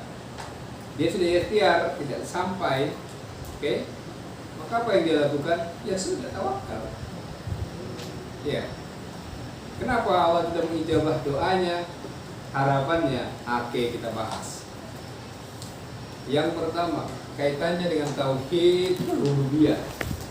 Allah yang menentukan dan menciptakan manusia dengan kadarnya masing-masing. Kita mencontoh Pak Yul. Oke. Diciptakan Allah dengan kadar sebagai laki-laki. Sekarang kalau Pak Yul perempuan, bisa-bisa bukan jadi wanita mukminah, mungkin jadi wanita itu harus jenis kelamin satu. Maka jangan dirubah jenis kelamin, jalani saja. Tuhan yang punya hak, nggak ada urusan manusia. Awalnya beliau wira swasta, pengusaha kuliner. Oke. Mungkin sudah berusaha PNS, kalau orang bertanya ya, mungkin, tapi nggak jadi. Oke. Pertanyaannya, apakah takdir beliau menjadi pengusaha itu buruk? Ya baik itu PNS saja. Enggak. Kenapa? Anda buka di media sosial, bahkan pejabat masuk penjara. Nah, menteri masuk penjara, jenderal masuk penjara. Pasti dia nyesel, kayak Sambo itu pasti nyesel. Tunggu dulu apa jadi polisi ya? Menjadi satpam baik. Ya kan? Misal tercoreng nama baik keluarga, nama baik dia hancur. Apa gunanya jenderal kalau sudah ada gitu kasusnya? Masuk bila ya? Koruptor juga gitu kan? Dirjen pajak segala macam kan gitu. Pasti nyesal itu, nyesal saya jadi pejabat nih. Dulu kalau saya jangan jadi pejabat pegawai biasa beda. Akhirnya apa? Kecuali namanya tak bisa lagi di rumah. Itu hikmah namanya. Jadi kalau dipilih dengan takdir kita saat, maka itu takdir yang terbaik. Takdir itu. Kok bisa Ustaz? Ya, sebutkan ya. Anda di sini ditakdirkan yang paling mahal, yang paling utama adalah takdir sebagai apa? Muslim. Maka kalau ada yang bilang, ya Ustaz, saya pengen jadi pengusaha, orang kaya, saya pengen miliarder, kok Anda terkabulkan oleh Allah? Bukan adalah tidak terkabulkan. Masalahnya adalah sekarang saja tidak jadi miliarder, Anda malas taklim, nggak mau sholat, nggak mau ngaji, durhaka dengan orang tua, apalagi miliarder, selesai kan? Nggak jadi apa-apa aja, udah sombong. Anda nggak jadi miliarder, nggak punya banyak miliaran rupiah, oke? Itu aja Anda nggak mau datang ke masjid, nggak mau belajar agama, nggak mau tauhid, kaji tauhid, nggak mau beramal, ya kan? Amal yang di atas ilmu. Kalau Anda menuntut, Ustaz, apa Allah nih? Kita udah minta tapi kenapa enggak? Ya, gimana ya? Allah kasih kamu semuanya aja, kamu nggak amanah. Apa itu amanah? Ya Allah berikan Anda seorang muslim laki-laki, ada amanah yang harus dijaga, yaitu amanah untuk menegakkan sholat 5 waktu di masjid. Anda nggak bisa jaga, apalagi dikasih uang. Waduh, udah nggak punya uang, nggak mau sholat lah, gimana kalau dikasih duit? Lebih jadi fasik nanti. Betul kan? Fasik. Yang punya, yang ustaz aja bisa jadi mantan ustaz kalau diberikan miliar. Betul tidak? Betapa banyak ustaz jual agama akidahnya karena ingin duit. Rela dia mengejek-ngejek Nabi Muhammad SAW, betul? Dia pendeta Ibrahim itu. Awalnya orang Sulawesi, akhirnya jadi pendeta, murtad kafir. Apa yang dia mau? Dia mau kaya kan? Dengan cara untuk menjual agamanya. Itu merubah takdir dengan hal-hal yang seperti itu. Haram hukumnya, tercela. Jadi tadi ya, karena ilmunya, kasihan aja ilmunya ya. Salah paham tentang takdir. Jadi kalau Anda paham tentang masalah ini, itu hidup indah, insya Allah tidak ada masalah. Ada masalah tapi ya jalani. Itu dengan takdir tadi kan kita wajib ikhtiar kan, sama-sama kan. Apa? Satu. Mas Panca. Betul, saya tantang ya. Berani ada yang kasih modal 1 miliar, Mas Panca. Kira-kira Anda mau apa ya? Uang itu 1 miliar. Coba dulu, jujur aja dulu. Pasti bisa. Yang dipikir Anda usaha kan? Kan terbukti itu. Coba Anda balikan ke saya misalnya. Ustaz, saya kasih saya 1 miliar. Saya bangun pondok pesantren Untuk ibadah. yes, untuk mengajarkan tauhid. Itu kembali ya. Kebutuhannya.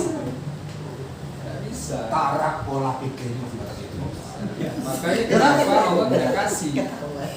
Karena kalau Allah kasih 1 miliar, habis untuk bisnis. Makanya aku udah mau ngasih puncak, bukan apa.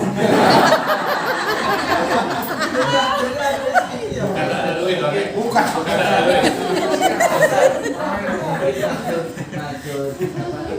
Kita kan ikhtiar.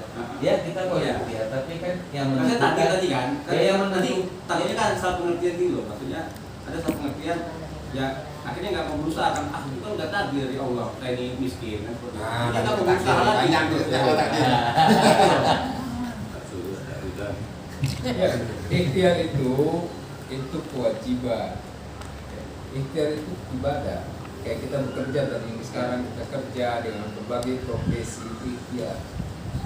Diniatkan untuk Allah, maka menjadi ibadah. Itu kewajiban kita. Yang menjadi haknya adalah hasil. Siapa yang menentukan hak kita berhasil ya? Kita. Enggak. Kita cuma berusaha dan berdoa. Yes. Allah yang menentukan. Maka disebut Allah Al-Qadir, Allah Maha mentakdirkan. Tapi yang melakukan ikhtiar hamba. Kan gitu. Jangan dibalik. Saya yakin kalau uang 1 miliar saya bisa gandakan 3 miliar dalam 10 tahun. Tak boleh. Yang benar adalah insya Allah kita usahakan semoga 1 miliar ini menjadi lebih dari 1 miliar. Jadi kalau bilang 3 itu membatasi. Ini hal sepele ini, tapi tidak boleh. Kalau kita baca takdir tidak boleh diucapkan. Jadi semoga menjadi yang berkah. bertambah. Ya. Termasuklah pertemuan hari ini takdir Ustaz ya. Betul. Mudah-mudahan ini deh. Hidup mati maut mesti jodoh. Iya. Tapi semua takdir itu semuanya baik ya. Semuanya baik. Yang ketiga Kematian Ustaz. baik, kehidupan baik, cantik baik, nggak cantik juga baik. Pak Panca kalau ganteng kayak Ronaldo.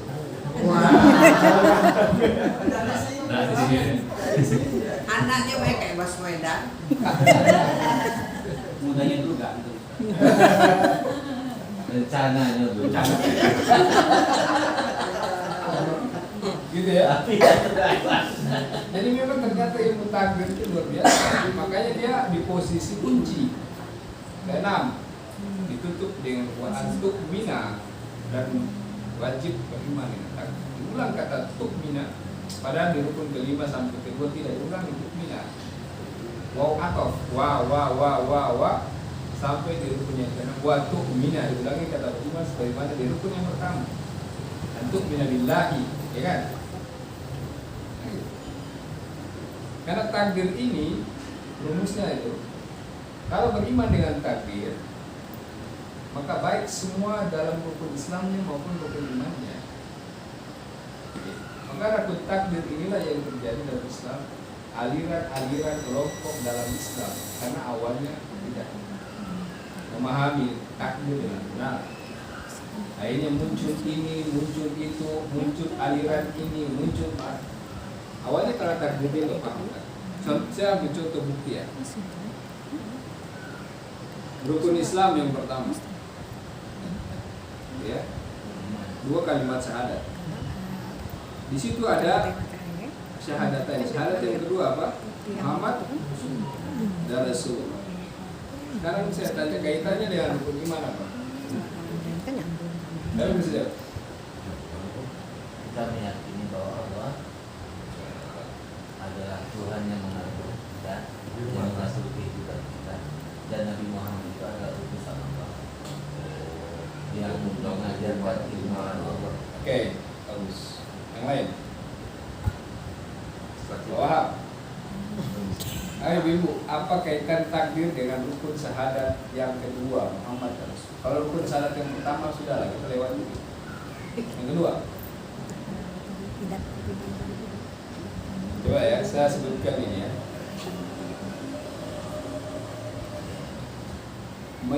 Mempersaksikan ya Nabi Muhammad SAW sebagai Nabi dan Rasul Allah. Dari sisi mana takdirnya bisa masuk di situ? Dan apa yang menyebabkan orang salah di situ? Banyak yang salah. Tauhidnya itu. Kaitannya dengan takdir. Ketika Allah sudah tetapkan Nabi Muhammad sebagai takdir, kan begitu ya? Ini Nabi Muhammad SAW. Kami tetapkan dia satu orang manusia. Kami takdirkan dia. Kami tetapkan Muhammad SAW satu-satunya orang yang berhak diikuti. Sudah. Pertanyaannya, kenapa muncul masalah? Ya karena yang lain tidak mentakdirkan, meyakini, menetapkan dirinya untuk mau mengikuti Nabi satu-satunya. Makanya dia buat lagi orang lain untuk diikuti. Gitu. Ya. Maka dia jatuh dalam masalah takdir. Kan dia mengingkari takdir ya. Sekarang kalau dia memang mengakui makna Muhammad itu dalam kaitan takdir, Itu sudah takdir Allah, kehendak Allah, bukan kita yang dipilih. Betul tidak? Di pondok pesantren itu paling banyak itu jatuh dalam masalah takdir. Kiainya itu walaupun bertentangan dengan hadis, nggak berani melawan kiai. Harus nabi hadis yang disampingkan. Kiainya nggak berani. Nah itu Ustaz. Kita ini kan kadang mempunyai pegangan ulama itu pewaris Nabi. Sehingga kita kata ulama kita ikutin baik. Walaupun dia tidak menjelaskan dalilnya, kadang kan mungkin kena waktu kita bayangin kan, kadang kita juga tidak apa juga disebutin juga apa-apa di sana. Ulama orang satu nabi. Ulama itu pewaris para nabi. Al-anbiya, para nabi. Pernahkah kita baca sejarah para nabi? Enggak pernah. Ya bagaimana kita paham tentang nabi, tentang ulama? Nabi aja kita nggak paham. Yang pertama kita ilmu itu siapa itu para nabi. Semua para nabi itu berbicara tentang tauhid. Ada itu yang bicara tentang tauhid yang paling utama. Oke. Sekarang kita ini waras itu mewariskan nggak ilmu tauhid itu? Kan itu yang tadi terbukti kan? Tidak kan? Sehingga di pondok pesantren tidak diajarkan tauhid ini. Lain. Yang diajarkan nahwu shorof, bahasa Arab, mantik, balaghah, kitab-kitab fikih. Tapi ditanya kamu belajar tauhid enggak? Tauhid itu aib, ilmu gampang. Ya Allah, gampang aja. 30 juz dalam Al-Quran itu semua berbicara tentang tauhid. Masa dia tidak paham? Kita ambil dulu suatu contoh, Al-Fatihah aja. Al-Fatihah itu, coba Anda baca, Alhamdulillah sampai dia waladhdallin. Ada nggak bicara tentang ibadah? Fikih. Bicara tentang tauhid. Alhamdulillah. Nah, segala puji. Zikir tidak? Zikir.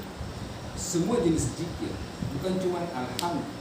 Masuk juga al-istighfar, bertaubat. Al-khauf, takut. Al-khasyah, takut juga. Ar-raja, berharap.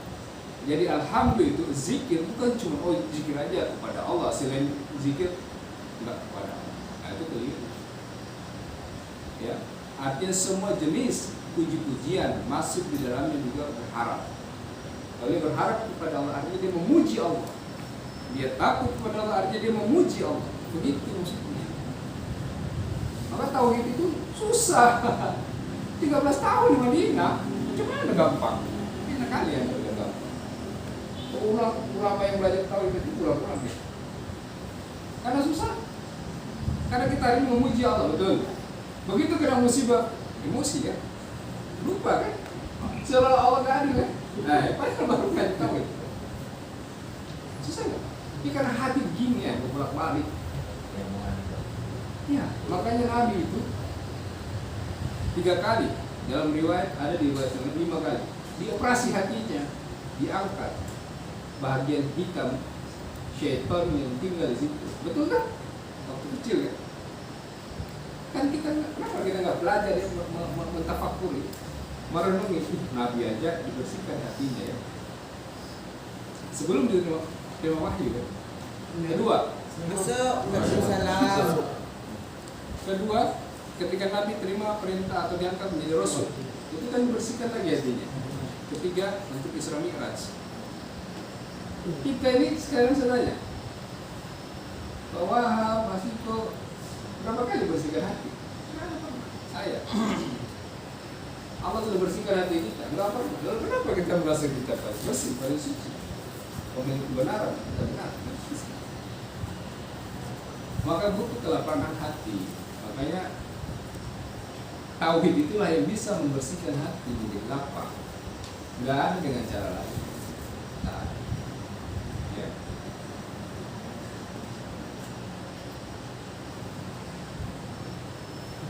Jadi ikhtiar itu kewajiban, harus dia lakukan kewajiban ikhtiar. Kalau tidak dia berdosa. Dia nggak boleh pasrah dengan keadaan. Ya udah, aku kayak gini wajah aku, udahlah. Kalau ada cewek yang mau nggak ya sudah, tak boleh. Walaupun wajahnya tidak. Tapi moles-moles boleh ya. Fase serahkan Begitu tidak. operasi aja. Bukan, maksudnya begini, bukan pola-pola. Akal. Wajah kita seperti ini. Oke. Kita pengen cari wanita yang cantik. Kita laki-laki dulu ya, karena ibu jangan sensitif. Oke. Kita kan nggak mungkin nih. Kalau misalnya oke sudah, kalau operasi nggak mungkin. Maka yang paling bagus adalah kalau ada satu wanita cantik yang gagal, masih ada wanita cantik yang masih ada kemungkinan. Cari sampai ketemu. Kan Anda yang tidak mau cari ya. Contohnya begitu. Jadi bukan wajah kita yang dioperasi, oh kita keliru kan. Ya. Dari wanita lain yang mau menerima kita. Takdirnya di situ. Ikhtiarnya itu. Bukan ikhtiarnya kita pakai bedak, Rexona, apa? Biore sampai Korea. skincare satu itu lah. Ya itu contoh nanti. Makanya balik lagi. Jadi kalau misalnya ada wanita yang kita pengen, nah ketemu ya cari wanita yang lain, yang cantik. Banyak wanita cantik. Kalau dapat yang buruk tuh baru takdir. Bukan dapat yang buruk itu takdir, tapi Anda telah memilih takdir Anda sendiri. Jangan menyalahkan takdir.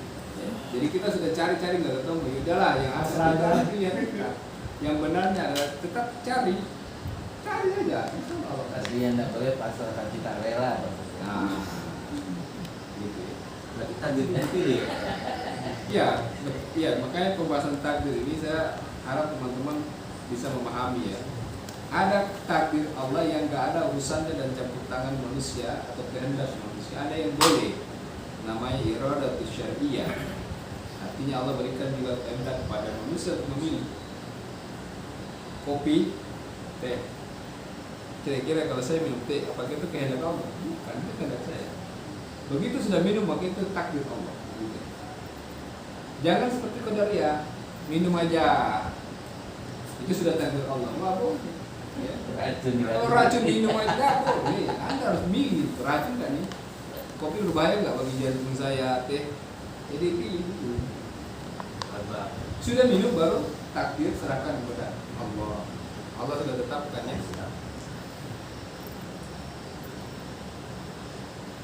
Itu tadi sama dengan cari jodoh. Kalau kita pilih ketemu, minta itu lah jodoh. Kalau udah terlalu pilih, biasanya gitu pasal. Oke. Lewat pilih. Ustaz jangan lupa yang ketiga nanti kelewatan. Asma wa sifat. Nama dan sifat Allah Subhanahu wa taala itu luas. Ya. Yang ada itu 99, tapi lebih daripada itu juga. Cuma tidak disebutkan dalam Quran. Boleh dipakai untuk wasilah, tawassul, berdoa, ya, bergantung boleh. Dengan nama dan sifat Allah Subhanahu wa taala. Ya. Dan tidak ada pembatasan secara khusus. Semua nama sifat Allah, semua sifat nama Allah. Kalau ada yang membagi, ya dia sebutkan dalilnya.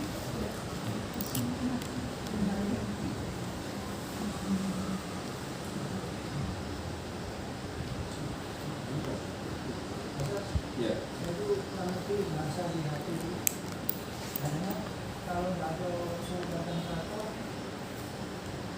Bahasa di mana? Bahasa di HP. Bahasa di HP ngomong cepat dikit. Bahasa HP apa? Bahasa apa? Oh, tulisan di HP. Saya kira bahasa di HP itu ada bahasa Cina, bahasa Arab, bahasa HP. Bahasa.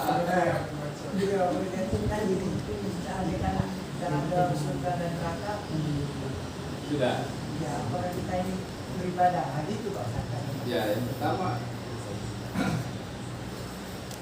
untuk memahami pertanyaan seperti itu.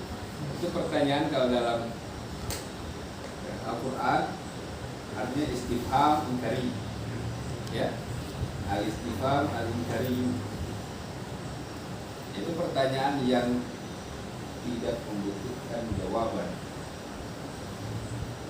Jangan dijawab, kalau dijawab pusing.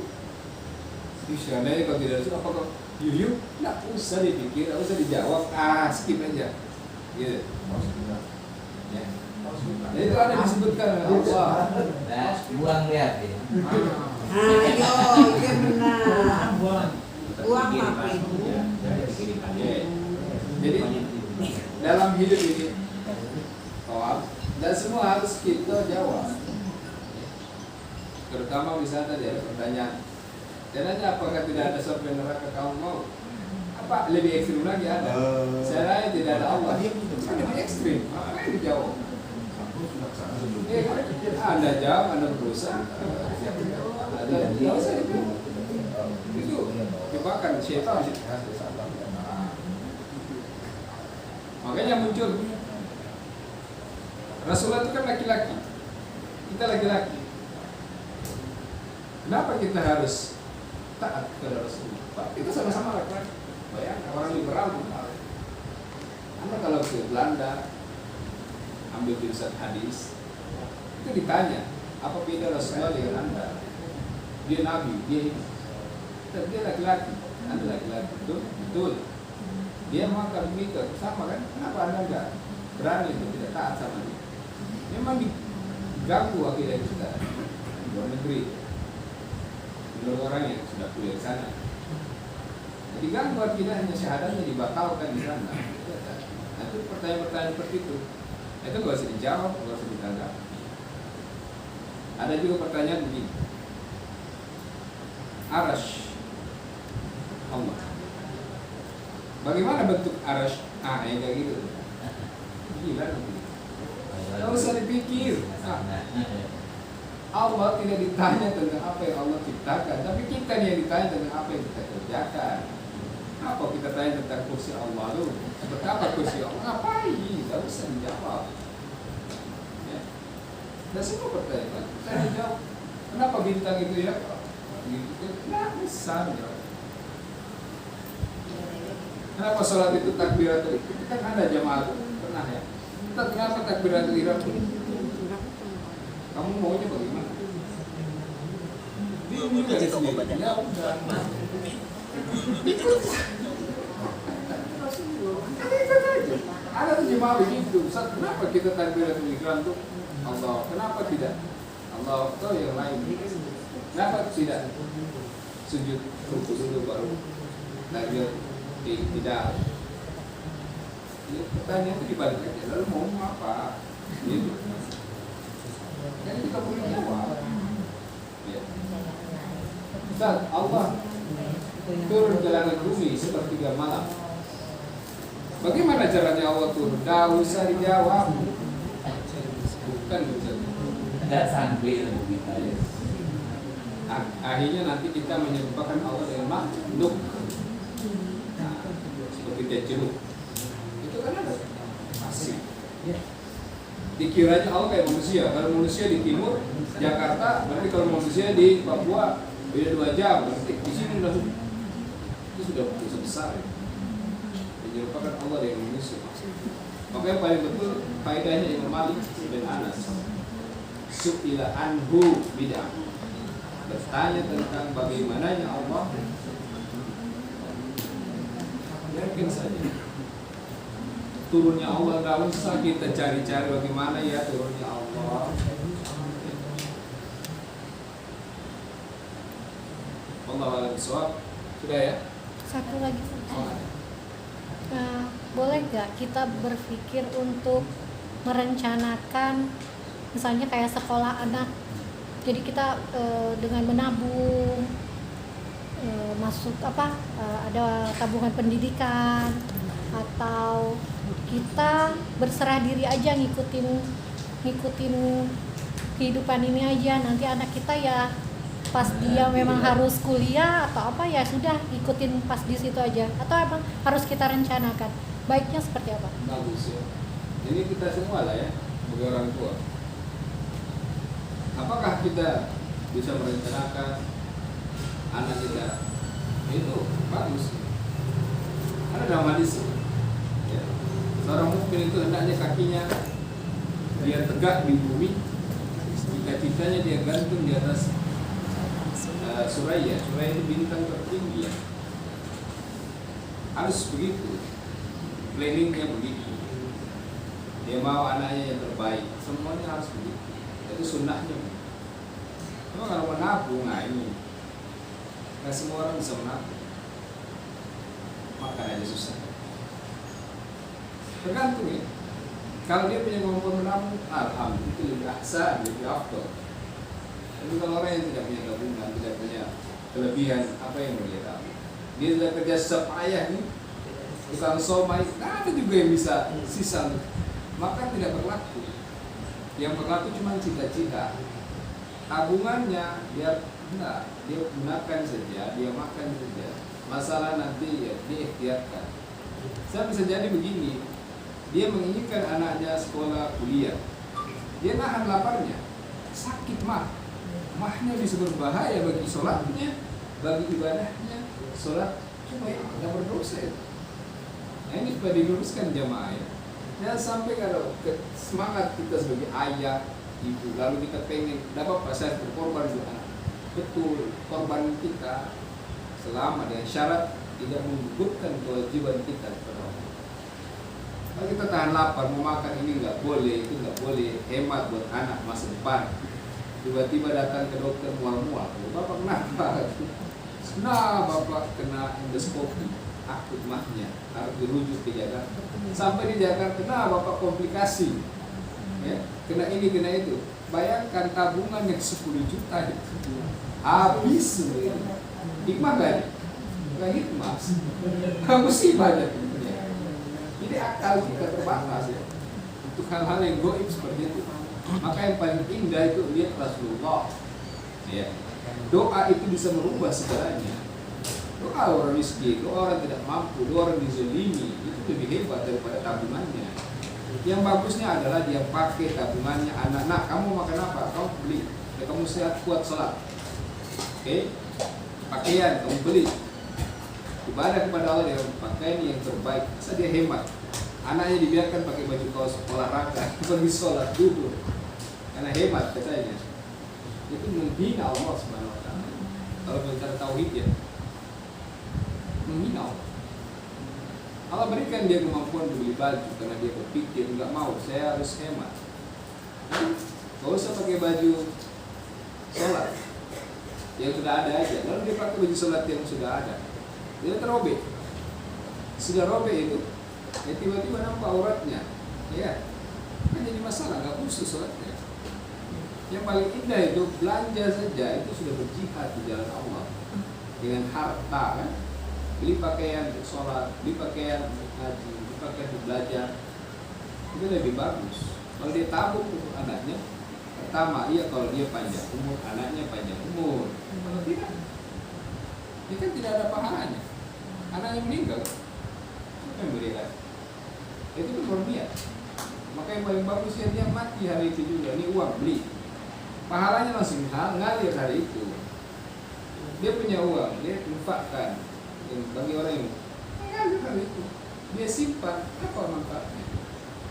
Sekarang Pak punya harta satu, simpan, ada manfaatnya? Apa manfaatnya? Kalau sudah Belanja, apalagi pakai, sedekah. Ya. Maka Utsman bin Affan itu begitu dia, dipakai hartanya, pengen miskin tapi Allah nggak berkehendak dia jadi orang miskin. Bukan kita ini membuat-buat, saya nggak mau miskin, nggak boleh. Berikan saja kepada yang hak, lalu setelah itu bertawakal kepada Allah. Allah mau tambah mau kurang urusan Allah. Kalau kita yang menabung, kita simpan, ya jati-jatinya ya kita dihisapkan. Kau apa ya uang, kau dihisapkan. Ini uangnya di mana? Kan dihitung per 1 rupiah kan. Ini sampai sekian berapa? 1 triliun. Tanggung ada ya. Coba dulu kalau di dunia dipakai, difakkan untuk orang yang menyenangkan, enak. Dia pakai untuk orang lain, kan pahalanya ngalir kan. Nggak terputus ya, itulah pahala jadinya. Kalau kita sudah meninggal, ya itu apa saja yang. Tapi kalau kita hidup lalu apa yang kita berikan bermanfaat itu mengalir terus. Jadi gitu ya ikhtiar ya. Ya Bu ya. Jadi menabung kalau ada uang lebih. Jangan kalau menabung suaminya mau makan enak dan sok. Ah? Ini salah ini keliru. Sebenarnya kalau ibu-ibu bisa diajar belanja. Bawaannya nak belanja. Jadi kalau mau menabung kalau ada kelebihan. Kalau enggak ya pakai saja. Karena semua ada rezekinya. Kalau banyak orang Habibie gitu. Orang susah juga Pak Habibie. Tapi kan ujung-ujungnya presiden, Wapres, menteri, Masya Allah, kaya raya. Kan begitu, aneh ya. Jadi biarkan saja. Jangan terlalu khawatir. Dan kan tadi, tauhid rububiyah ya. Penciptaan. Allah yang menciptakan dia, Allah juga ciptakan rezekinya, kan gitu. Masa Allah ciptakan manusia, Allah tidak ciptakan rezekinya. Kita aja ciptakan handphone. Kan kita ciptakan install-installnya itu ya. Apa itu? Aplikasi. Masa orang ciptakan HP nggak ada aplikasi? Itu bener aja. Ada antivirusnya, ada ininya. Kan gitu ya. Ada semua sudah takdir, ketentuan. Nama dia manusia. Allah lah. Sudah ya? Bu ya? Satu lagi. Biarlah terakhir ya. Pertanyaan dari Oke. kan kalau tiap hari kita menggunakan ceramah dari Indonesia, apakah amalnya sama dengan kita mendengarkan ceramah dari secara langsung? Ketemu gini. Ya. Dia beda. Melangkahkan kaki. Mansalah kotoriku. Siapa yang melangkahkan kakinya, memudahkan dirinya, memudahkan waktunya, memudahkan hartanya, oke, untuk pergi belajar agama, jalan keluar, Allah akan mudahkan dia masuk surga. Hadisnya ngomong begitu. Jadi keutamaannya berbeda, pahalanya pasti beda. Karena yang disyariatkan keluar rumah belajar, bagi laki-laki, bagi istri sama ya, cuma nanti dibatasi hal-hal yang khusus sifatnya kajian fikih wanita. Kajian fikih wanita itu kan kadang suaminya nggak paham, makanya boleh keluar izin ikut kajian fikih wanita. Ya, wanita itu kan banyak fikihnya ya, macam-macam problematikanya itu macam. Nah itu ada kitab khususnya, boleh dia keluar, atau dia boleh misalnya ikut kajian suami, boleh. Bagus, alatnya banyak. Jadi tidak mesti harus di rumah ya. Dia boleh seperti Pak Iwan misalnya kalau ngaji, bawa studio, studi, RT, itu bagus. Memang begitu. Karena ilmu itu asalnya dua-duanya, laki-laki perempuan. Tapi perempuan menjadi syarat, ada syarat, harus ada mahram. Kalau ada mahramnya nggak boleh. Dia harus boleh melalui wasilah perantara apa, catatan, rekaman, gitu. Saya kira seperti itu. Jadi lebih utama orang yang keluar belajar, dan itu banyak hadis, banyak ayatnya terkait dengan masalah itu. Ya. Dan kita memohon kepada Allah Subhanahu Wa Taala, nasallallahu selamat dan afiyah, salihal amal, di dunia dan akhirat. Kita mohon kepada Allah Subhanahu Wa Taala semoga Allah berikan kepada kita kelapangan hati untuk menerima hidayah, ilmu yang bermanfaat, ilmu tauhid. Semoga Allah memberikan kepada kita istiqomah di atasnya sampai Allah mencabut nyawa kita. Semoga Allah memberikan kepada kita syurga yang terbaik di sisinya. Semoga Allah menerima amal ibadah kita, mengampuni semua dosa dan kesalahan kita, mengampuni semua dosa syirik kita yang besar maupun yang kecil, yang nampak maupun yang tersembunyi. Semoga Allah memudahkan hisab kita di kubur sampai di hari akhirat. Semoga Allah memberikan syafaat kepada kita melalui lisan Nabi Sallallahu Alaihi Wasallam dan melalui amal ibadah kita. Dan semoga istri kita menjadi istri yang saleh, suami kita menjadi suami yang saleh, anak kita menjadi anak yang saleh dan saleh.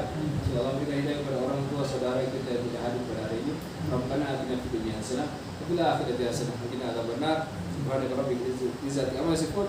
Assalamu alaikum warahmatullahi wabarakatuh. Assalamualaikum warahmatullahi wabarakatuh. Waalaikumsalam.